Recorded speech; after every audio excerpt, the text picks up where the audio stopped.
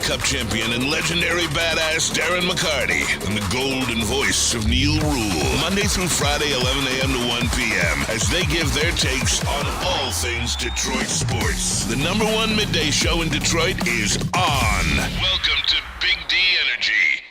Hey, what is going on, everybody? Welcome to Big D Energy live on the Woodward Sports Network Wednesday. It is not Wednesday. It is Thursday, June 27th, 2024. We are live at the Planet Fitness Studios. I am Flannel Sam. Neil Rule will be joining us in just a couple of minutes. Don't worry, you'll still get your Neil time. And oh, by the way, KG, in Korean Jesus, wasn't I just here? Yeah. Yeah. A long night last night, man, to say the least. Oh, it certainly was, but we had a lot. When did you got to guys sleep in, though. Well, I left around like 10:30ish. Yeah. Okay. Yeah. I left at like 10:45. That was when we wrapped everything up, was like at 10:40. Yeah, and that is a great point. I did get to sleep in a little bit via getting the last-minute call to do BDE today, but it is all well and good. I will certainly take advantage of that, and Wake Up Woodward held it down beautifully without me, including Korean Jesus on the desk for the last 45 minutes or so. Shout out. Hey, Spencer Raxter, man. How are you feeling? Just very quick observations post-draft. Like, how are you feeling going into today's show? Yeah, I feel like there's another move coming. I feel like there has to be, this core. You can't have 3 of your 4 core not be able to shoot threes. So, and Fred Vincent can only do so much. Yes. Right. And we'll get into it way more in the second segment, but. And we've got, of course, Korean Jesus in the chair, as always, and we've got KG in the sound booth. Flannel, I saw your reaction. Yeah, I was just about to mention that. to the draft pick last night. I just wanted to check in on you and make sure you were doing all right. All right, well, now that I have the chance to maybe filibuster a little bit before Neil Rule gets here, I will just say this. When you have reactions in real time, sometimes you overreact. If I could go back and maybe temper it down a little bit, I most certainly would have. But here's the reality of the situation. You look back at the draft for the Detroit Lions, the Jack Campbell, Jahmyr Gibbs draft. Braylon Edwards walked out when the Lions picked Jack Campbell. One of the images from that night was Neil Rule's face after they drafted Jack Campbell. It was. You look at Mike Valeni, he threw a chair in real time when he heard that San Francisco had signed Chase Young instead of the Lions. And Mike Valeni also had a famous call where a caller suggested that the Michigan State hire Butch Jones, and we all know what happened there. He was like pounding the table and throwing things and said famously, "Butch Jones is ass." My point is that real-time reactions like that happen to the best of them. Yep. And the very average of them myself. Obviously, I'm kidding, but you know what I mean, being a little self-deprecating. So yeah, today is going to be a little bit more measured. I certainly did a little bit more homework on Ron Holland last night. I'm not saying that I'm sold. I'm just saying when you have time to think about it, when you have time to digest it a little bit, things are going to come out a little bit differently. So I'm going to try to avoid yelling and screaming. I'm going to be a little bit more measured about it and a little bit more cerebral. And good luck with that. Hey, KG, we'll see. Can you mute my mic for a second? I'm going to try to grab this video of Flannel. I sure can, bro. How about you don't grab it and say that you did? But you know what? It's good content. If you guys really need to see that, it's there. Spenny, I can Slack you the clip. I have it on my laptop. Oh, thank you. Thank you for that. I really appreciate that. I mean, just really quickly. Is it different for you, KG, just getting a chance to sleep on it a little bit? I'm not saying you have to be happy about it, but just getting a little bit more time to digest things. I'm definitely a little more optimistic than I was last night about, what they're doing. And Ron Holland, it's nothing against him personally. By all accounts, his all-around game seems to be there. It's literally just the three-point shooting, but that just happens to be this team's worst deficiency. So I really want to be positive about this pick. But we were talking, on Wake Up Woodward and before the show, you're really putting a lot of pressure on Fred Vincent, man. And I understand that it might be 2 to 3 years before we really see the results of, him working on his jump shot. But if he doesn't get that thing to work, man, we are going to look directly at Fred like, what's going on here? But Trajan stands by him, so I'm going to stand by him for now. And we're going to talk about that more when it comes to Fred Vincent, because he's got a track record when it comes to multiple players. No, he does. I know there's certain names that get brought up, but there's also some under the radar ones who have also improved greatly in New Orleans with Fred Vinson as the shooting coach. But yeah, this is his time to really earn his money, and we'll see what happens. And Nick Hedigen in the chat, Sam, you overreact to most things. That's not necessarily unfair. I will. Yes, to say the least. Oh, you got it. I got it. Yep. So if you didn't see this last night, here is Flannel's initial reaction. Yeah. Ron Holland of the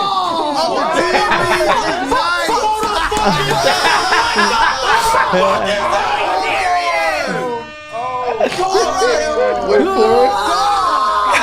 What are you doing? Number 10 on my big board.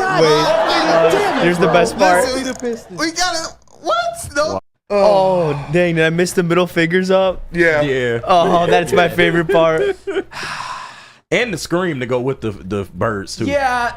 All right. Well, in my defense, the squad over there, what was called the Goon Squad last night, I think that was a little unfair, but you know what? You guys took it in good fun. I heard Easy going crazy. I heard everyone over there going a little bit crazy. Joel was going crazy. Joel was hilarious. Well, that's the thing. Bro. Nobody gets more louder or more animated when stuff like that happens than Joel. You could hear him from Clinton Township from Novi, his reaction. So I wasn't the only one. It's just that maybe I dropped the most F-bombs. Maybe I screamed a little bit the most incoherently. Smack the table. I did smack the table. Can't forget that, man. Hey. That's good flannel. Hey, this isn't the Peak first flannel. time. This isn't the first time. Absolutely. That is for damn sure. But yeah, Sam did what we all felt. Good work, bud. Thank you, Nicholas Duncan. I certainly appreciate that. I was in the gym watching it, and like I stopped. It was perfect timing. Right after I got off the treadmill, Pistons were on the clock, so I went over there and I was watching it, and I wanted to be happy so bad when they didn't say Matas, but I was like, Ron Holland, like, is it that much better? I mean, the guy, he was, the best prospect in his draft class. He's a freak athlete. He's a dynamic finisher when he gets to the rim. Yeah. But man, like, I just want somebody who can shoot the ball consistently. Yeah. Like, I understand relying on Fred Vinson to tweak some of these guys' shots, but shouldn't be everybody. Yeah, that seriously. needs help. No, and I'm starting to think of potential lineup combinations, and whoever the coach is has their work cut out for them. But as we all know, the offseason is far from over. Burn, thank you for the super chat. If Shout you made out. that clip black and white, Sam looks like he is hyping the Germans up to take on the triple option. It's the hair and the table pounding. It's the hair. Hey, so I was basically just called Hitler for that one. But that is all, pretty much. no, that's all well and good. Just a fan. Sam, leave the table and air alone. What did they do to you? Well, that's a great point, but that's all I got. Obviously, I'm not going to go punch or pound, Jesus Christ, pause, Trajan Langdon or anything like that. wait. Also because he would Wait a minute. definitely, beat the fuck out of me because he was a former professional athlete, but at least I know that. That's Yeah. true. I'm just saying the air in the table is just all I've got, and everything else is words. But you know what? Moving forward, I think I'm actually going to try to work on it. We'll see how that goes.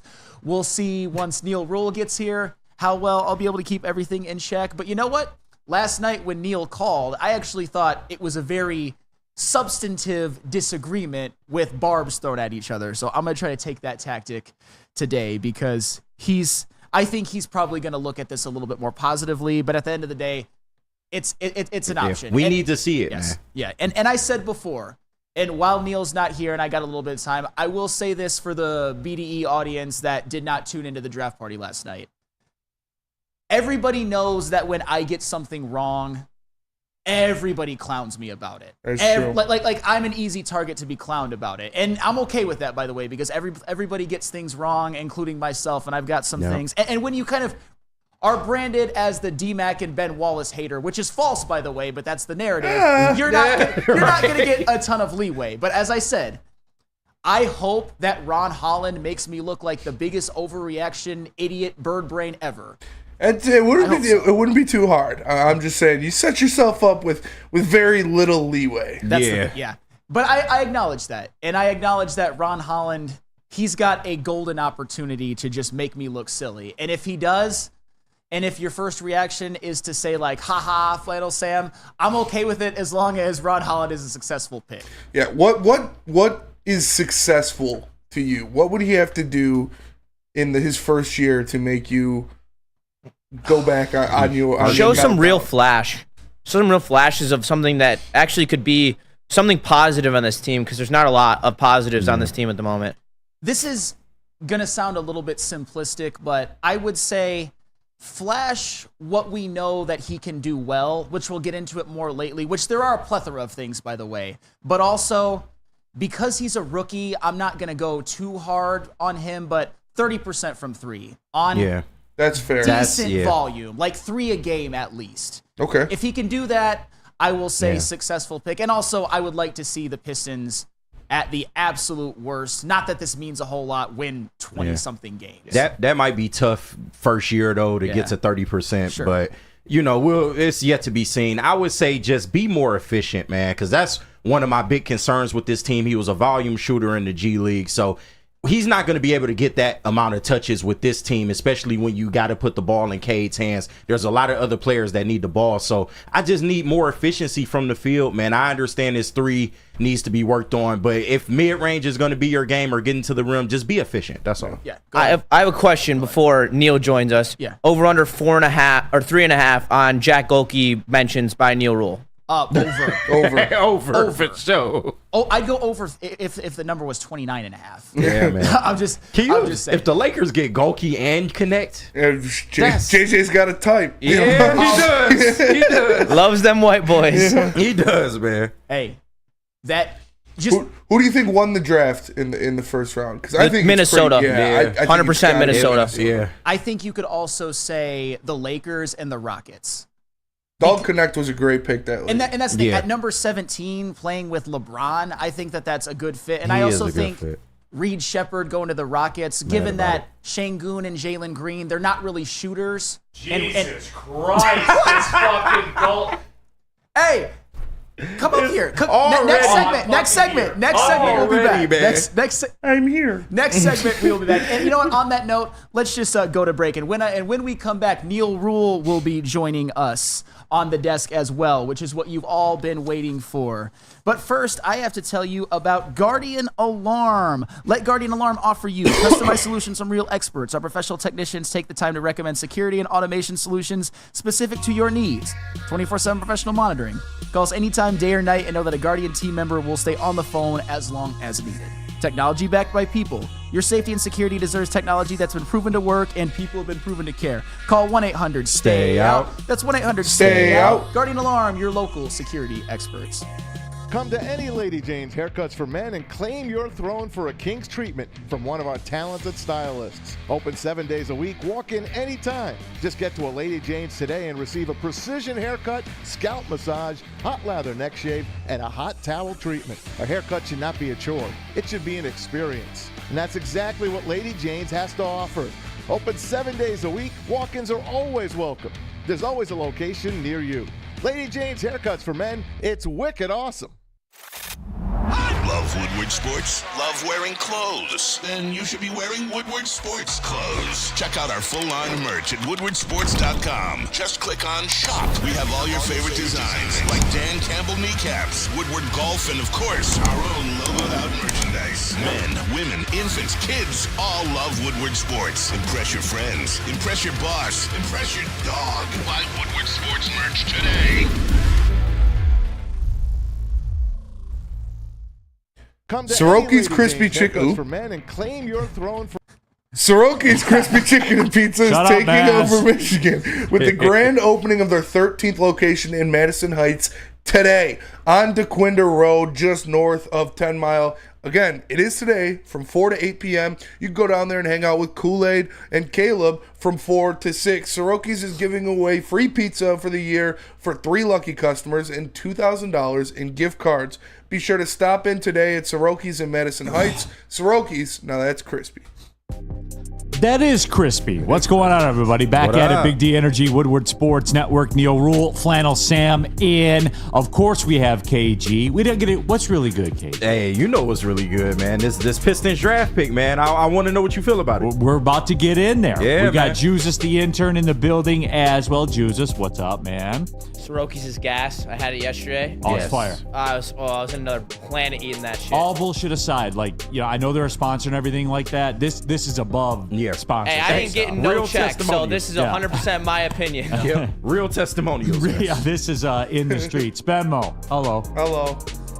Did you see Flannel's reaction? Oh man, play Do it we again. have to do that again? Again. Play it again. Yes, I do DJ, need to play see it this. again. Okay, give me 1 second. I do need to see this. All right. Are y'all ready for the pick? Ron Holland. Oh,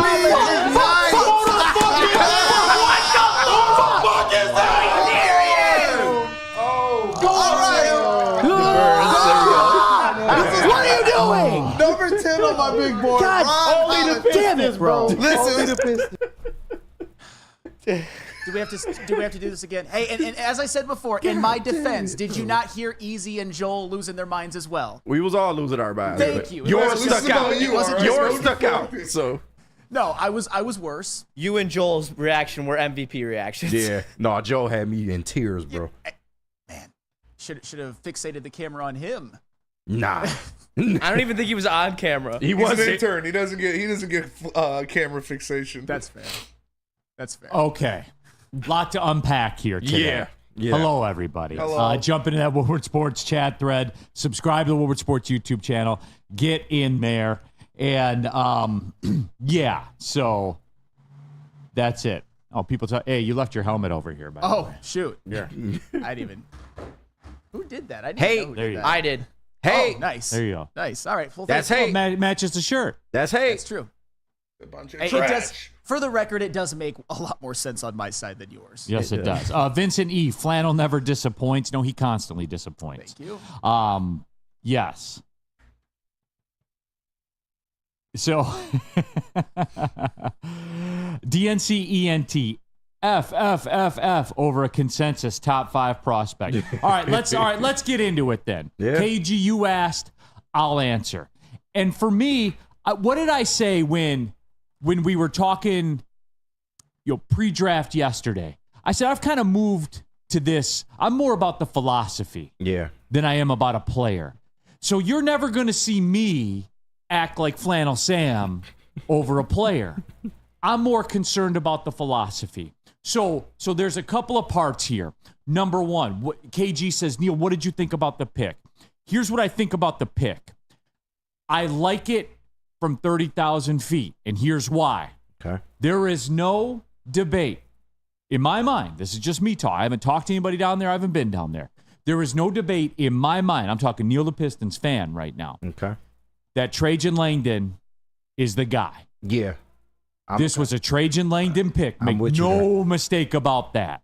That's fair. I'm with you there. Okay? I'm with you there. We're in accordance with that. Yep. And that was up for debate, according to some people. Absolutely. Absolutely. Hey, come on. I wasn't the only one. That's a hard head now. I Neil. wasn't the only one. Come on now. Come on. You ain't got the shakes, do you? Tone without the voice. That's tough. No, but Yeah. Flannel, we're together on that, right? Yes. Yes. And when he was hired, Trajan Langdon, for the record, I think the next day on this show was more positive about him than anybody in this room. I waxed poetic about what was done in New Orleans with him as GM. I did. So that was always my hope that Trajan Langdon would get control. And if this was his pick, who knows how it will turn out. It wasn't what I wanted. And I understand I'm not the GM, but it wasn't what I wanted. Okay. Well, Yes. you made that abundantly clear. I did. Abundantly clear. Yes. Okay. So from that standpoint, I liked it. Trajan's a guy, man. Yeah.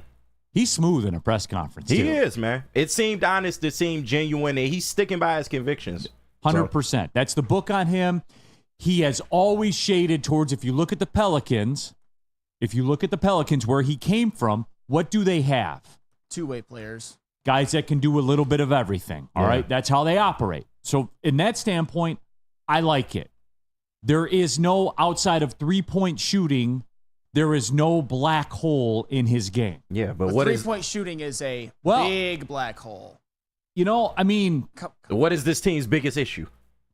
sure, okay, which I'm going to get there on that. Then I'll ask you this. Then what was the play? What was the pick? Cody Williams or Dalton Connect? Half the league passed on Dalton Connect. This Okay. Dalton Connect to the Hall of Fame thing needs to stop with you, The man. fact that he was picked at 17 Half the league is passed on him. not Dalton Connect to the Hall of Fame. Uh-oh. That was I would say, The a mood steal. has And like I said, changed. I gave you another option. I gave you Cody Williams, who, in my opinion, and I'm not going to talk about him too much more because he's not ours. And I'm going to have to embrace Ron Holland eventually. But Cody Williams, I think, was a more efficient scorer. He, like Ron Holland, was a low-volume three-point shooter, but Cody Williams actually made his. He has like a size similar to Ron Holland, not quite the girth. I'd say defensively they're pretty comparable, and athletically they're pretty comparable. But It's just the three-point shot. okay, and here's the differences. And I'll say this. Okay. Here's the difference. Here's what I do like about Ron Holland. And I think Detroit will like Ron Holland a lot. He has a potential to be one of those guys in this town. Because what he has that Cody Williams doesn't, he's a dog. He's a dog. Look at because it doesn't fit your narrative, No. right, Flannel? So go ahead. Discuss. I like things that I can, quantify. Okay. Like saying that someone's a Like dog. like loose ball stats and things like that. Those are good. Effort. Those yeah. are good. I'll give you that. Ron Holland does a lot of things This town has a chance to love this guy. My problem is that with what the Pistons have done, I'm just going to boil it all down to this. And maybe I'm being simplistic, but I don't think you can blame me for this. What the Pistons have done with how bad they've been, with how their draft picks have turned out, at least early on, and in the case of one of them, he's already gone, they've kind of turned me into a little bit of a single issue style voter. Like, if you can't shooting threes is what gets you into the club. So for me. so then you had 2 picks that were available to you, right? Yeah, pretty much. And that was it. Dalton Connect, Cody Williams. Weaknesses be damned. Weaknesses be damned. All you cared about was a 3-point percentage. That was it. Guys, 3-point percentage is big on this team. I'm looking at, and especially when you have Cade Cunningham as your point guard, I'm looking at potential lineup combinations and being like, who are you going to play with who? And I understand that the offseason is far from over, but that was what bothered me so much about the whole Cade Cunningham narrative last year, is because he didn't have any shooting really around him. I mean, at the beginning of the year when Bojan was hurt, you were starting Cade, Killian Hayes, and Asar Thompson, and Jalen Duren. I want 3-point shooting. I want spacing. I think that would most maximize Cade personally. And I think that if this turns out to where they shoot threes poorly again, and they don't win, but Cade puts up big numbers, some people are going to blame Cade for that. Where I would have thought they need to put him in a better situation, like they didn't last year. That's where my hang-up is. WoodwardSports.com chat thread. Tony D. Too much yelling later. Bye, Tony D. See ya. Yelling that bad. What was he talking about? Right, he ain't even got badge. Yeah. Okay. Later. This is just a sample. But anyway, though. Okay, so you come at it from that perspective. You were obsessed with a 3-point percentage number. Yes, I was. So in your world, there were only legitimately 2 guys that could have been the pick anyway. Well, they were available. That's my point. They were both available. It's Okay. not like I was opining after Zachary Richashe or something like that. He was never available. It's not like I was opining after Keegan Murray instead of Jaden Ivey. I wanted Keegan Murray, but he was not available. Dalton Connect and Cody Williams were. And we're going to see. I understand that. We're going to see how it all plays out. But in the immediate aftermath, and even when I've had a chance to think about it, I would have preferred those 2. Even though Ron Holland does some things well. He does a lot of things well. I understand that. But so did a lot of the other poorly 3-point shooting picks that the Pistons have picked recently. Killian Hayes, not last year, but the year before, led the team in assists and steals. He still is not a valuable player. Last season, Asar Thompson led the team in steals and blocks, but he was a 19% 3-point shooter. Jaden Ivey was 6th in Rookie of the Year voting. He has some value, but although he's not as bad of a shooter as those guys, he's not up to par as to what we want, and I don't think he fits well with Cade. And Jalen Duren, walking double-double, we know that, but doesn't shoot threes at all. So I'm a little bit skeptical even over what Ron Holland does well if he can't improve his 3-point shot. Well, you know what's funny about that, Flannel, is Yes. I guess, KG, that Flannel's not a big Anthony Edwards guy. Oh. I guess he's not. That's a good and I was comparison. actually kind of stalling for Spenny to get back in the booth because he's our Anthony Edwards insider. Yeah. But no, you know what I mean? That's a good comparison, though. He came in with just defense. The 29% three-point shooter he was in college. Yeah. In college. So how do you feel about that, Spenny? That Sam Flannel thinks that Anthony Edwards is a fraud and will never be good in the NBA. How dare you, Flannel? No, I also wanted Cody Williams. I did not have the same reaction that many did here. I will say it wasn't just Flannel. I will say it was many people had the reaction in the show last night. Neil, you weren't here, but I was at the gym while it was going, and it was perfect timing. Right as soon as I got, I did my 45 on the treadmill, got off. Pistons are on the board. I was like, perfect. I'll do this before I go hit the weights. I was waiting there. I watched it. I got excited for a second because it wasn't Matas. And then I saw it was Ron Holland. And I was like, all right. It's not the worst thing, but like this kid was the number one prospect in his class for a reason. It is a very Trajan Langdon pick. Do I love the shooting splits? Not even a little bit. But Fred Vinson's here for a reason. I would have preferred Which was Trajan Langdon's words last night. Which was Trajan Langdon's words last night. I would prefer him to, I don't know, have someone he doesn't have to start from scratch with and at least give him a little buffer, but he's going to earn his paycheck, so we'll see. And again, I think that move means they're not done. I think they're going to shake up that core even more. And we'll get there coming up in just a little bit. Because we're going to go, it was the draft, dude. And I do have a full breakdown of his shot percentage. So it's 24% from three, 27.3 on open catch and shoots, 29.7 on contested catch and shoots. See, like 14% just right there, off the dribble. Right there, Spenny. There can be something to like. It's not like it's 17. It's not like it's a Sword Thompson or something. Like it's not. Right. There could be something there. You can unlock it. There could be. Maybe. There could be. But Asar Thompson had a better three-point percentage in overtime elite than Ron Holland did in the G League. He did. That's facts. Yeah. And Asar Thompson, even in the G League playoffs, which I kind of fell for a little bit, actually shot the three pretty well. We saw what happened when he went to the NBA. It was a disaster.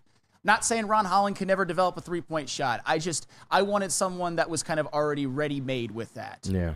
Just because I want players that can fit well with Cade, because that is my underlying thing as well. I don't just want the Pistons to be successful. I want the Pistons to be successful and for Cade to become a star. Yeah, do you think it's a situation where maybe Trajan just didn't trust the three-point ability of these young guys and he wanted more established shooters, kind of, whatever I'm paying for or trading for, I know what I'm getting, as opposed to taking a chance on a young kid? Because yeah, his three-point percentage is pretty down there, and like I said before, it might be 2 to 3 years before we really see the results if Fred Vincent actually works out. And KG, that's gonna be a point I was gonna make later on. This dude is 18. Yeah, 18. He's a kid now, but you took him. So now he's here. Knowing how young your team is. No, I just think it is very simply that's the way Trajan Langdon rolls with his picks. Yeah, and we've seen it work, and we saw it work in New Orleans. They went from, the doldrums to a team that won a series in the playoffs. They got into the playoffs. And look, I don't want to be that. I want to be like, everybody calm down. Yeah. But you can't I want to eat a meal. You can't blame fans for the getting tired of the wait and see approach at this point. But that's what the NBA draft is. I get it, but we just talking about the Pistons, we don't have the track record of really developing guys correctly. So I can't blame a Pistons fan for scratching their head at this pick. I can't. But I want to be optimistic. What was the move where you're not going to scratch your head? Cody Williams, Dalton Connect. I've said it for the millionth time. Half the league passed on Dalton Connect. That's not just a Pistons thing. Okay, fine. And we're going to see. You didn't want Dalton Connect. I did. You're more okay with Ron Holland than I am. Those are both, I would say, valid opinions, but we're going to see how it all plays out. You have your reasoning. I have mine.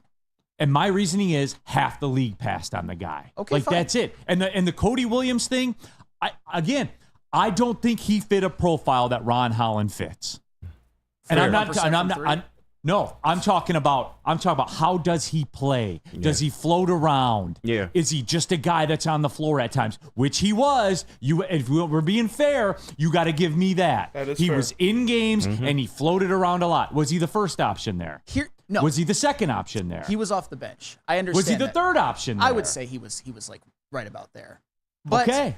these dog or not a dog mentality narratives lead you to believe. No, it's verified. No, Like, you it's can't out verify there. dog. You can't verify Look dog at or loose verify ball undog. stats. Though it's there. That's Flan. a good point. That one's a good point. I'll give you that. Loose ball That's stats. a want-to proposition. Fair enough. I'll give you that point. That was a good point. He wants to. I'll start with that. When you are at the bottom, give me somebody that gives a shit. I'll tell you right now, being optimistic on this, Ron Holland and Oscar Thompson will be one of the best wing defensive tandems in the in the NBA from day one. Yeah. Like those two guys can defend their asses off. Yeah.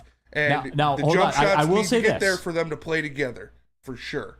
I will say this, and this comes, our guy Bryce from the Pistons Pulse podcast. That's our guy. Shout out Bryce. Yeah, shout out to Bryce. We got to work to get him on.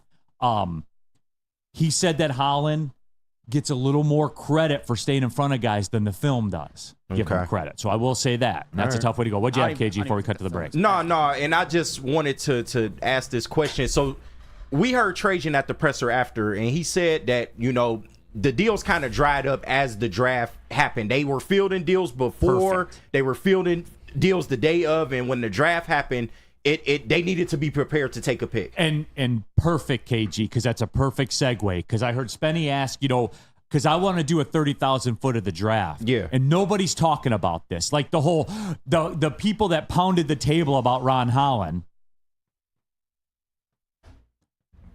I want to know what the move was then. Yeah. A million times. Because there was no moves. And I have a concrete example, and we'll talk about it next. Iraq in the chat. Big D is not for sensitive ones. Not It's today. not. Because we're drawing lines in the sand. And it's on tape. It's on wax, as they say. I'm going to do this every break.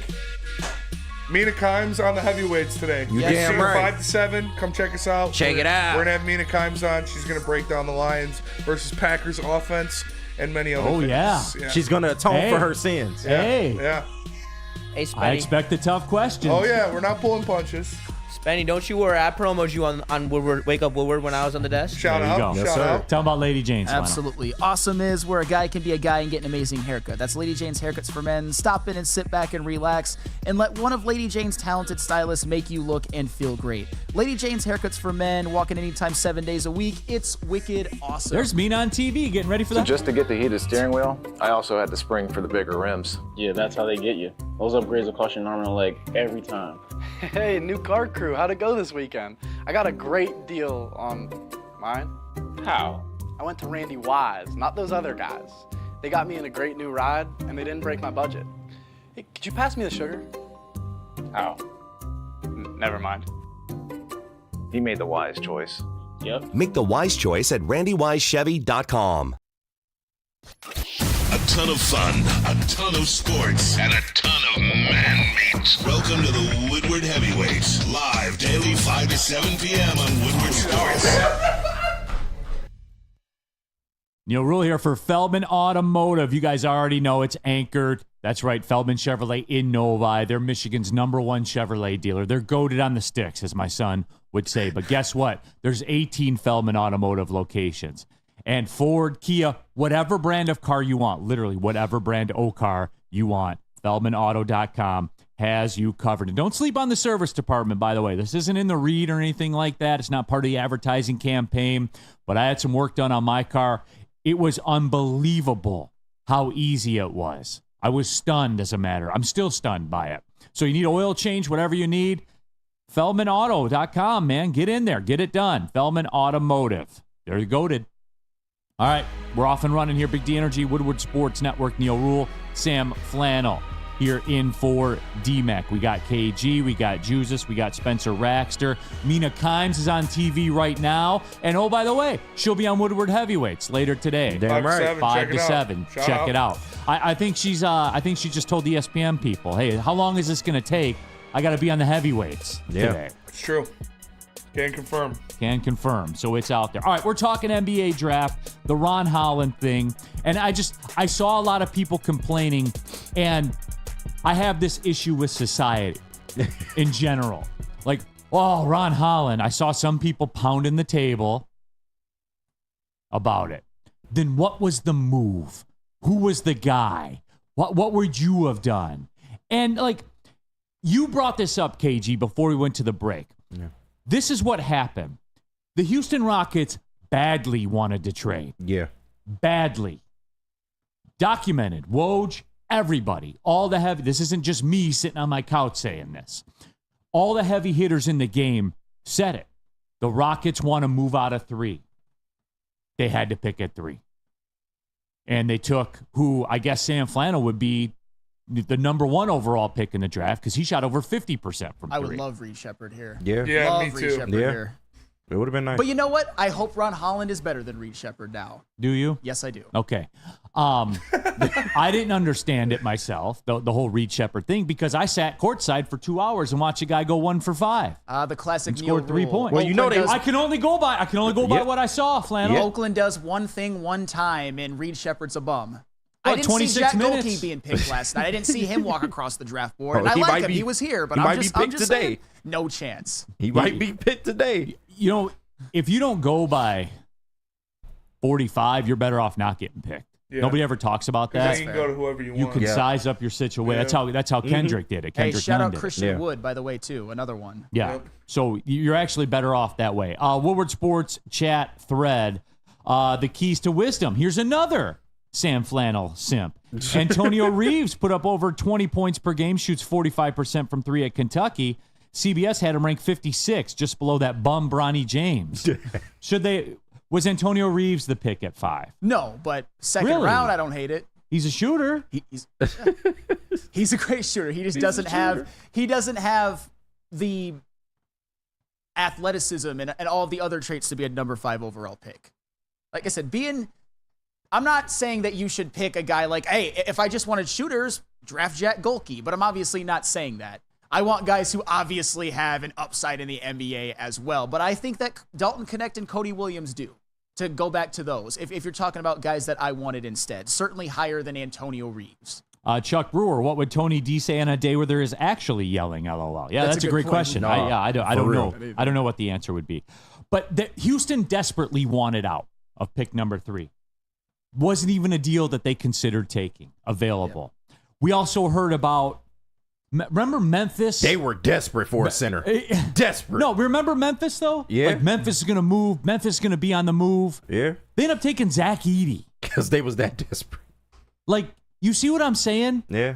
And the Pistons, you talked about it. Mm-hmm. The Pistons were rumored to be having tons of conversations. Trajan Langdon said it. We all thought on the show that you maybe, try to start a bidding war for Donovan Clingan, and it just never materialized.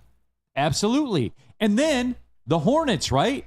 They were lock stock to take Clingan when he became available. They passed on him. You see what I'm saying here? Like everybody that everybody loved all fell. I think it just speaks to the level of talent in this draft. They are who we thought they were. There wasn't a guy that anybody was willing to give up Then how future are you assets going to to lose your grab. shit over Ron Holland? Yeah, I mean, Yeah. I was all right with it.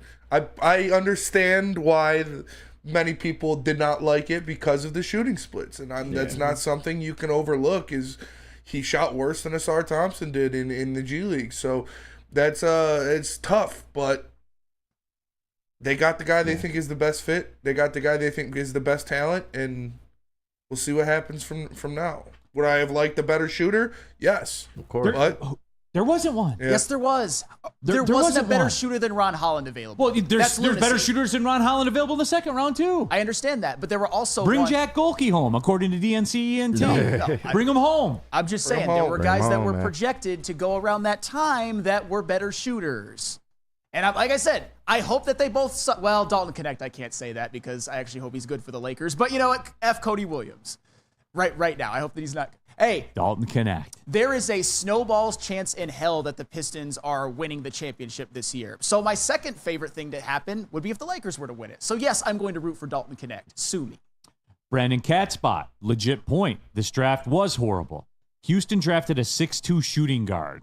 No, but where were they at? Number 3? Yeah, 3. Number 3. No, but my point was that with Houston, why I like that scored 5 points against Oakland. Okay, that's fine, but the shooting was in 26 minutes. Was non for real in every game but that.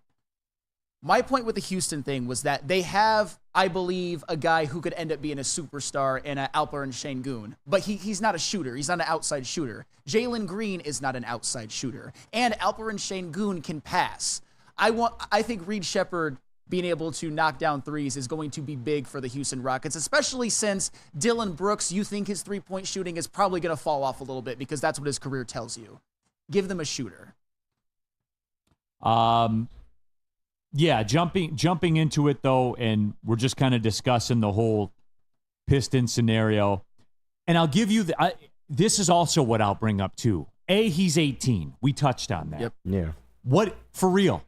What are you expecting from Ron Holland at 18 years old? Wait, he's going to walk in and start 80 games next year? No. Are we talking about rookie expectations? Because we actually kind of went over that early on in the show, but I'll give you mine. I expect for him to flash a lot of the skills that he showed in the G League, like his defensive ability, like his ability to take defenders off the dribble and finish at the rim. He showed an ability to move without the ball and finish from time to time. Traits like that, but also shoot 30% from 3 on low volume. Okay. Yeah. Yes. What would a stat line look like for Ron Holland his first year in the NBA? I don't really know if I can give a stat line. It was more about like what I just mentioned. Flash the ability, flash the skills, flash the stuff that we know that he can do well, which I just mentioned. But the only stat would be 30% from 3. Okay. So like if he were like 17 points a game, or 17 minutes a game, maybe like 7 points, 3 boards, couple of assists, something like that. On high efficiency with good defense, I'd take that. 3-point percentage in the 30s. Yes. Yes. So Jaylen Brown. Because that's literally Jaylen Brown's rookie year. No, that's fair. And if Ron Holland turns out to be Jaylen Brown, I will look like an idiot. He counts himself to be like a Jaylen Brown, a Mikal Bridges, a Jaden McDaniels. That would be perfect. Of course. And when he said it, I went and looked. Mm-hmm. And that's where it is. You see what I'm saying? Those are here? all players that came in defense first and then developed offense, but it's just so hard to develop offense on the fly in the NBA, man. That's the only thing. I don't think it's offense that he needs to develop. I just think it's the consistent shooting, yes. jump shot because he is vicious when he's off the dribble. He is nasty in transition, and he is a top-tier finisher around the basket. So he really just needs to get that jump shot. And I put it out on Twitter last night that Fred Vinson is either going to prove to be the single most important coach in the NBA, or he is going to become an insomniac with a nicotine addiction because he's got his work cut out for him with guys like Asar Thompson and Ron Holland. No, he's Fred Vinson, and I know we're probably going to talk about him a little bit more lately. There is a plethora of players who currently play on New Orleans right now who, at least their numbers and their improvement would indicate that Fred Vincent was a big help, along with his reputation as the shot doctor. You know what I'm worried about, though, with the whole Fred Vincent thing is this. Like, we live in a town here where we as sports fans, I've never seen a city that values a hitting or speaks as much of a hitting coach as we do here. But like he's not going to turn water into wine. That's true. You know what I'm saying? Like people think like he's going to change Asar Thompson into a 40% 3-point shooter. But listen, that's why I said you kind of put him in the pressure cooker because Trajan at the press conference said he stood by Fred Vincent. He believes that he can fix the jump shot of Ron Holland, man, and maybe Asar Thompson as well. It's going to take a while before we really see the results of that. So if he doesn't get it done, we're immediately, like, to your point, in this town, going to look at Fred Vincent like, what's going on with you, bro? We need new hitting coaches. Yeah, so, but... Somebody needs to fix Javi. Get a new hitting coach. But if you sticking by him, that's be worse than John Beilein, I'll tell you that. Right. That's the double-edged sword, man. I mean, John Beilein was a great coach at Michigan. I loved him as Michigan coach. It was awesome. Those Michigan teams versus those Michigan State teams, some of my favorite memories of college basketball.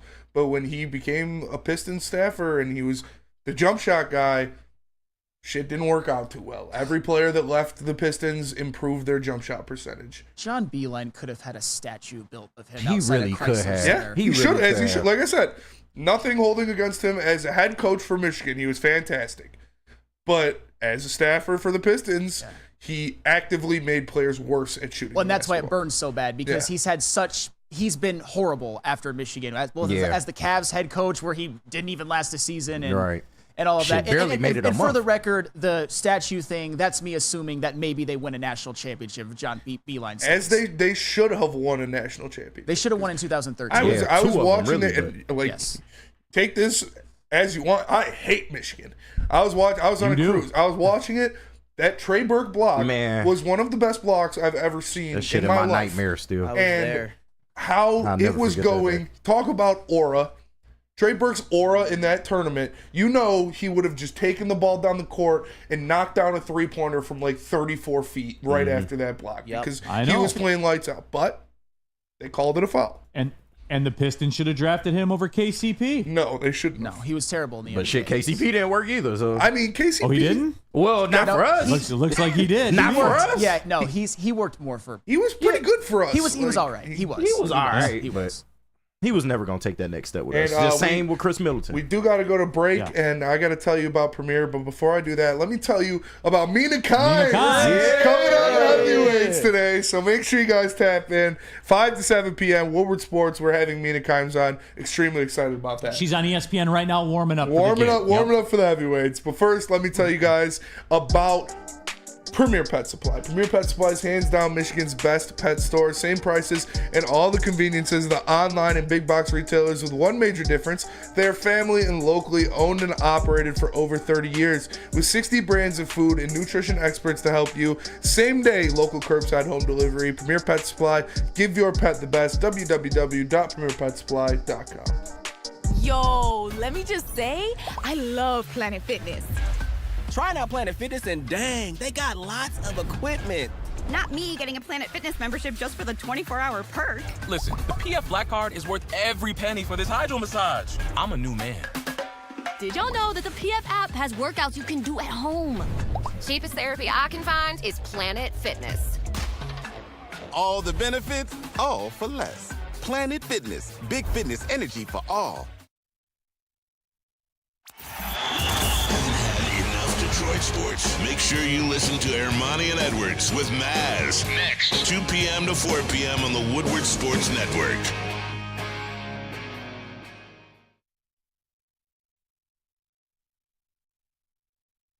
Congratulations to the real Coach of the Year, Motor City Dan Campbell. Just put your head down and go to work. It's about to be fun, man. It's about to be fun. Woodward Sports.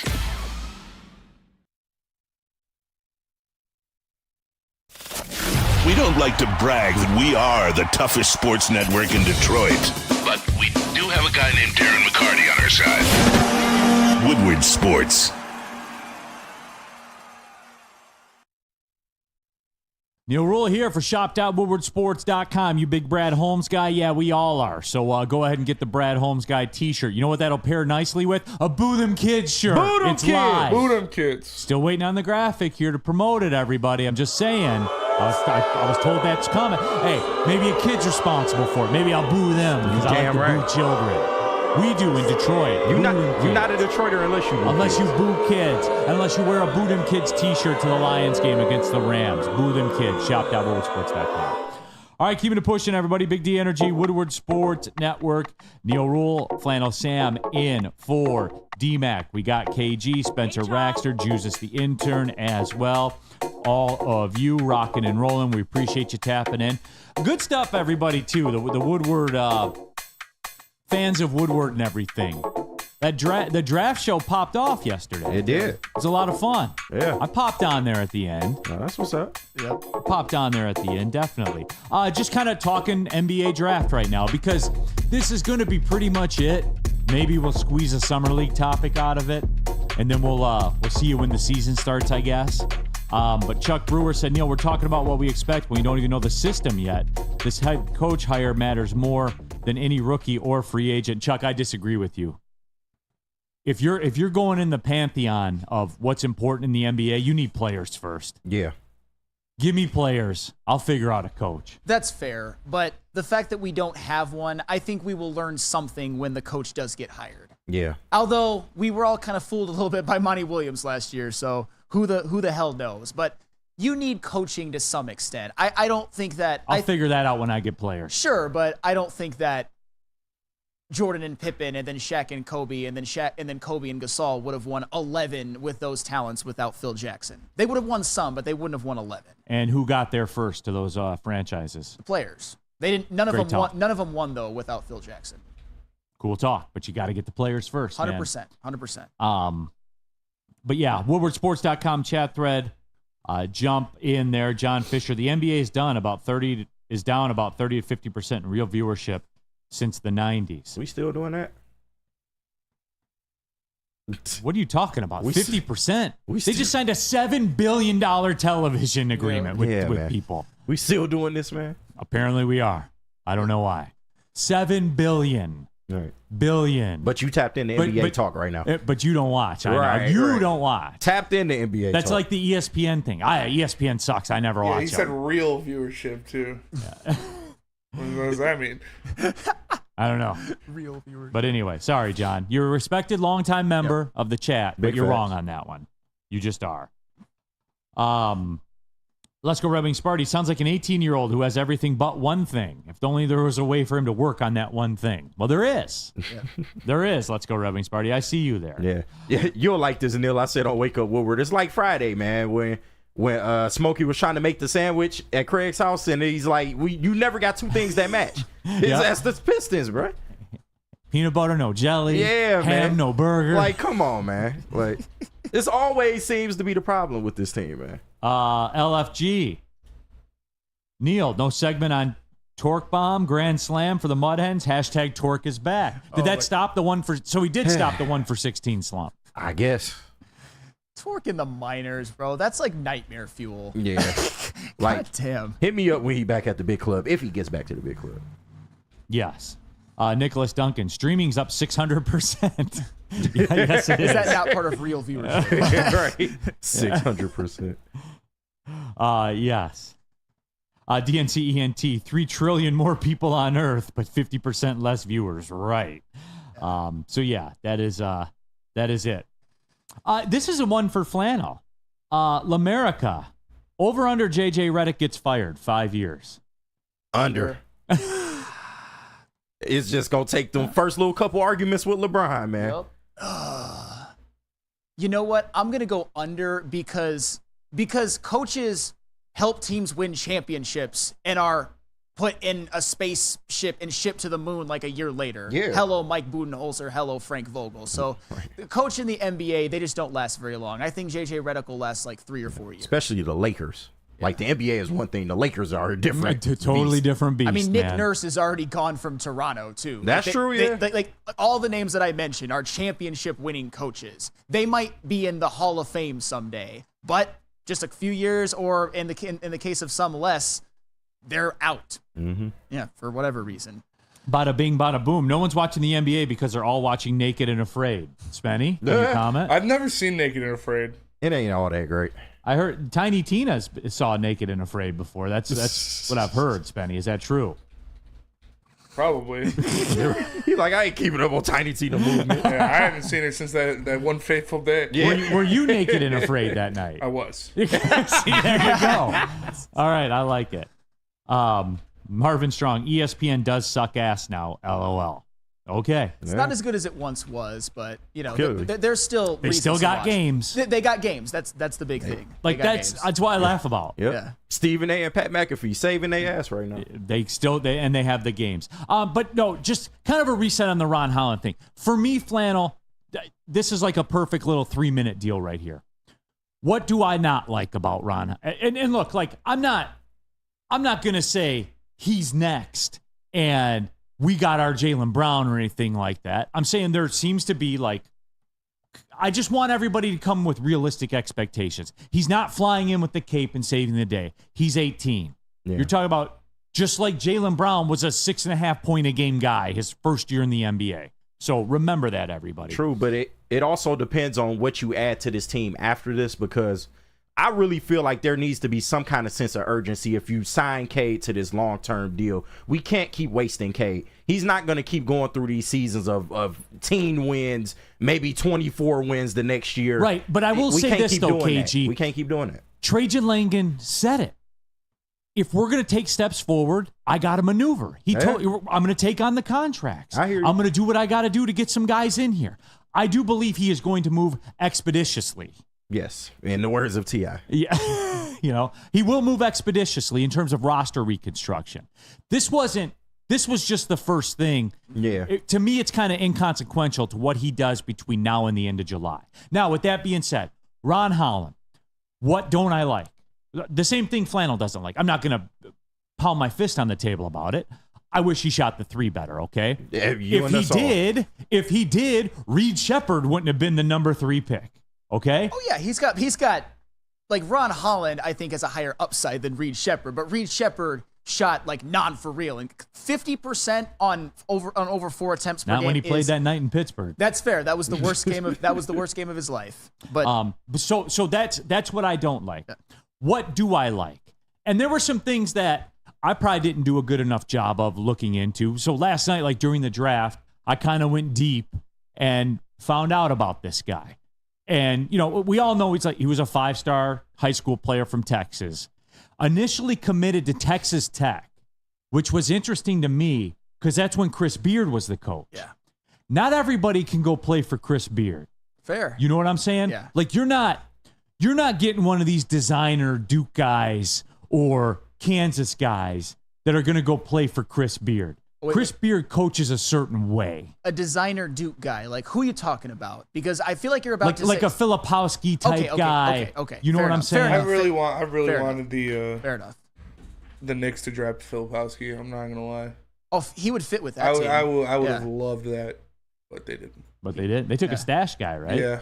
Which, I mean... 18-year-old Frenchman. There's a lot of French dudes drafted. Yeah. Well, and they just made that big trade, so and they had 2 picks, so you knew they were going to take a stash. Yeah. Like, you knew they were going to take one. Well, they traded their other pick. I don't know. I just felt like he would fit perfectly. Kind of need a big. I don't know if they're going to re-sign Hartenstein, but hey, talk about best defense in the NBA next year. Wait for that. Hey, sign him. Yeah. Sign Hartenstein, and we'll solve some of your problems for you. Yeah, you can have. I'll let your boys. We'll kick back Randall and we'll take your that pick back. Pick back. Yeah. Give me a second too. All right. 2 seconds. Okay. 3. Okay. 4. All right. All right. 3. All right. But anyway, though, I like that in a weird kind of way, Flannel, because it fits, right? Like it checks out with his game. Like, we'll get on the floor. He's not a designer guy. We'll get has a high finish rate at the rim. Yes, he does. These are measurables. Yes. Yeah. I don't have to hear about it. It's there. It's there in print. So the math checks out to me. I do like that. If you're going to go play for Chris Beard as a 5-star, as if you could have went to the league, would have been a top 5 pick in the draft right away out of high school.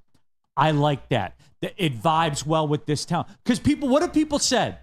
We take the text, right? Like, well, we need Bill Laimbeer as a coach. And we need, okay, we got to get back to that.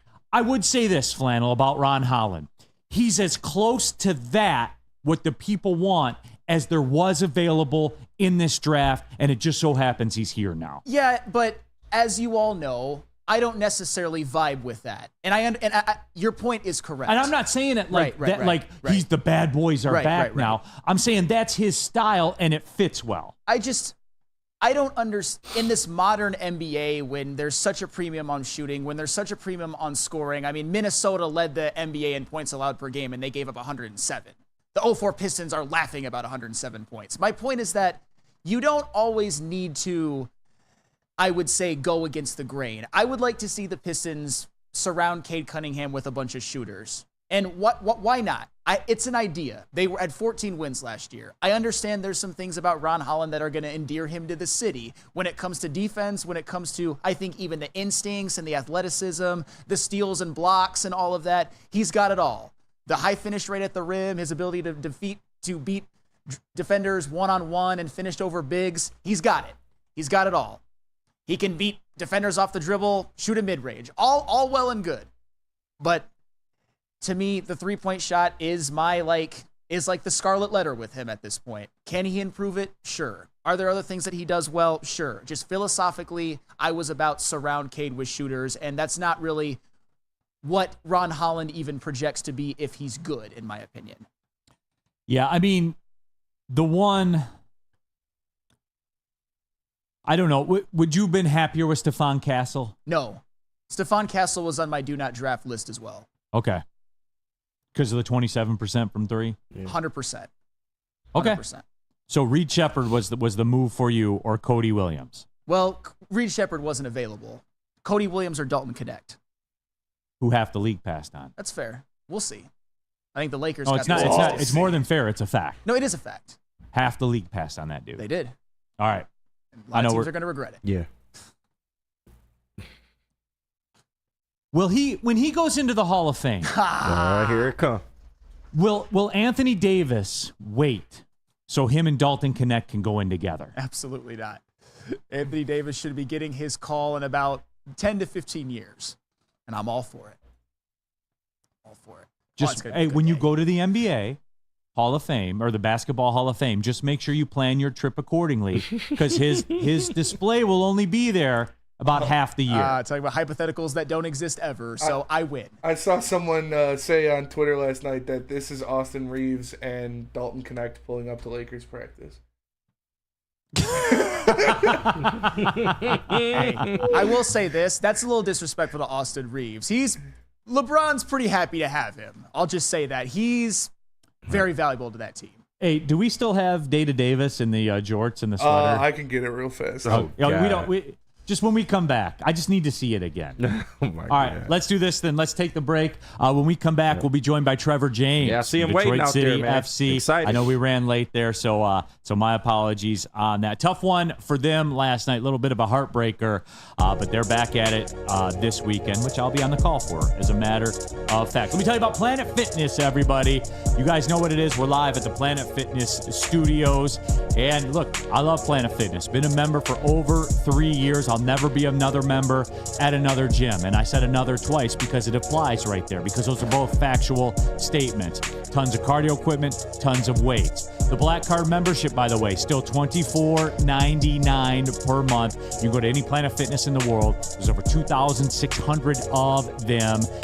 Over 50 of them in Metro Detroit area alone. Go to planetfitness.com, join there, or pull in the parking lot. You'll pass a couple on the way home. It's Planet Fitness, where your fitness is essential. Drive into summer and drive into savings during Feldman Chevrolet's biggest Memorial Day sale ever. We're stocked with new Chevy cars, trucks, and SUVs, all priced to move. Like this 2024 Silverado for only $217 a month. Or this 2024 Equinox for as low as $199 a month. Find your freedom in a Feldman at the Memorial Day sale going on now at Feldman Chevrolet, Michigan's #1 Chevy dealer. Love Woodward Sports? Love wearing clothes? Then you should be wearing Woodward Sports clothes. Check out our full line of merch at woodwardsports.com. Just click on shop. We have all your favorite designs, like Dan Campbell kneecaps, Woodward golf, and of course, our own logoed out merchandise. Men, women, infants, kids all love Woodward Sports. Impress your friends. Impress your boss. Impress your dog. Buy Woodward Sports merch today.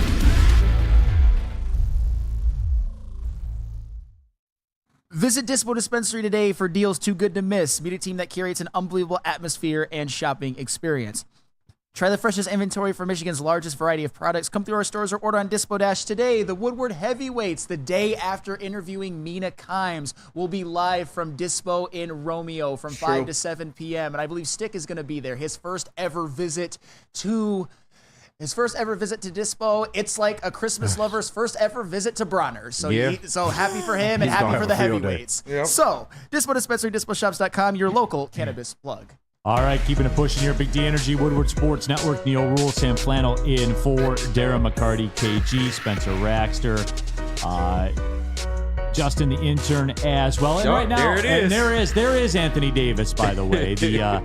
the jorts and sweater combo. And joining us now is a guy that I think would never dress like that, but we'll ask him. I don't know. He is the sporting director for Detroit City FC. Our weekly segment is back up in effect. Trevor James, our guest here in studio. And Trevor, before we get into last night, Anthony Davis, will we ever see Trevor James with the jorts and the sweater like that?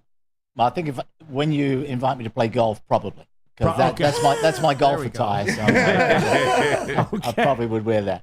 All right, absolutely. How about that get up, Trevor?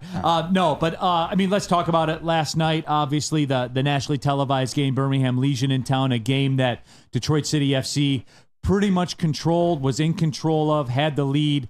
70-plus minutes. The problem is, Trevor, the matches are 90.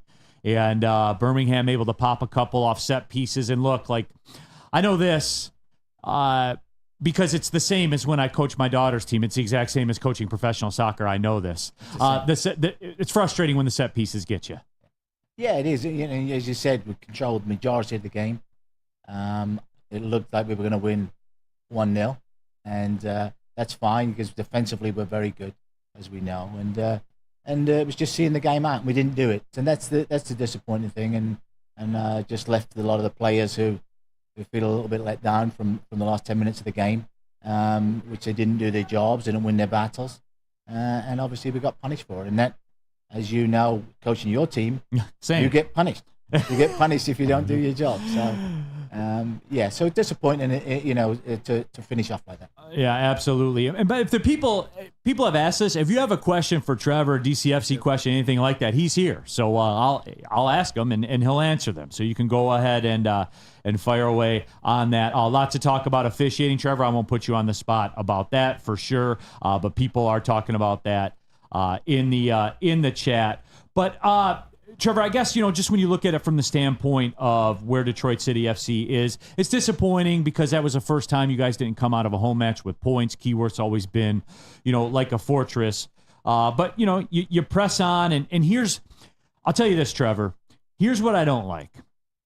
Going to Miami this weekend. And Miami's going through it right now. They have 2 wins on the season.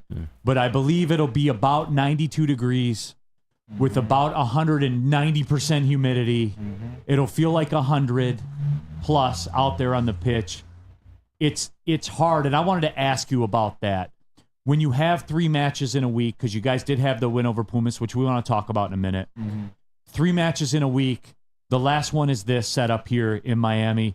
That's a tough ask, man. How do you handle that as a coaching staff, or is that more on the players to hydrate and do what's necessary? Well, I think it's the direction from the coaching staff, but they've had an opportunity against the Pumas, which you said we mentioned, to rest 1 or 2 people and limit some playing time, limit some minutes to get through for last night. So I thought we were well rested and ready for last night, and I thought for the most part we should that. Like you say, now the test will be to get up again. And literally battle through the elements in Miami. And but I think that it's desire to bounce back will be there, and obviously to get over, as you say, losing a game at Keyworth is never good. So I think there'll be a bit of onus on getting back on the horse, if you like, and let's get back on another run. So hopefully we'll be up for it. Now, Trevor, I wanted to ask you this. I've always wanted to ask you this, but I've never been on. It's been a while since I've been on the show when you were here, and in the previous iteration, I was in the sound booth.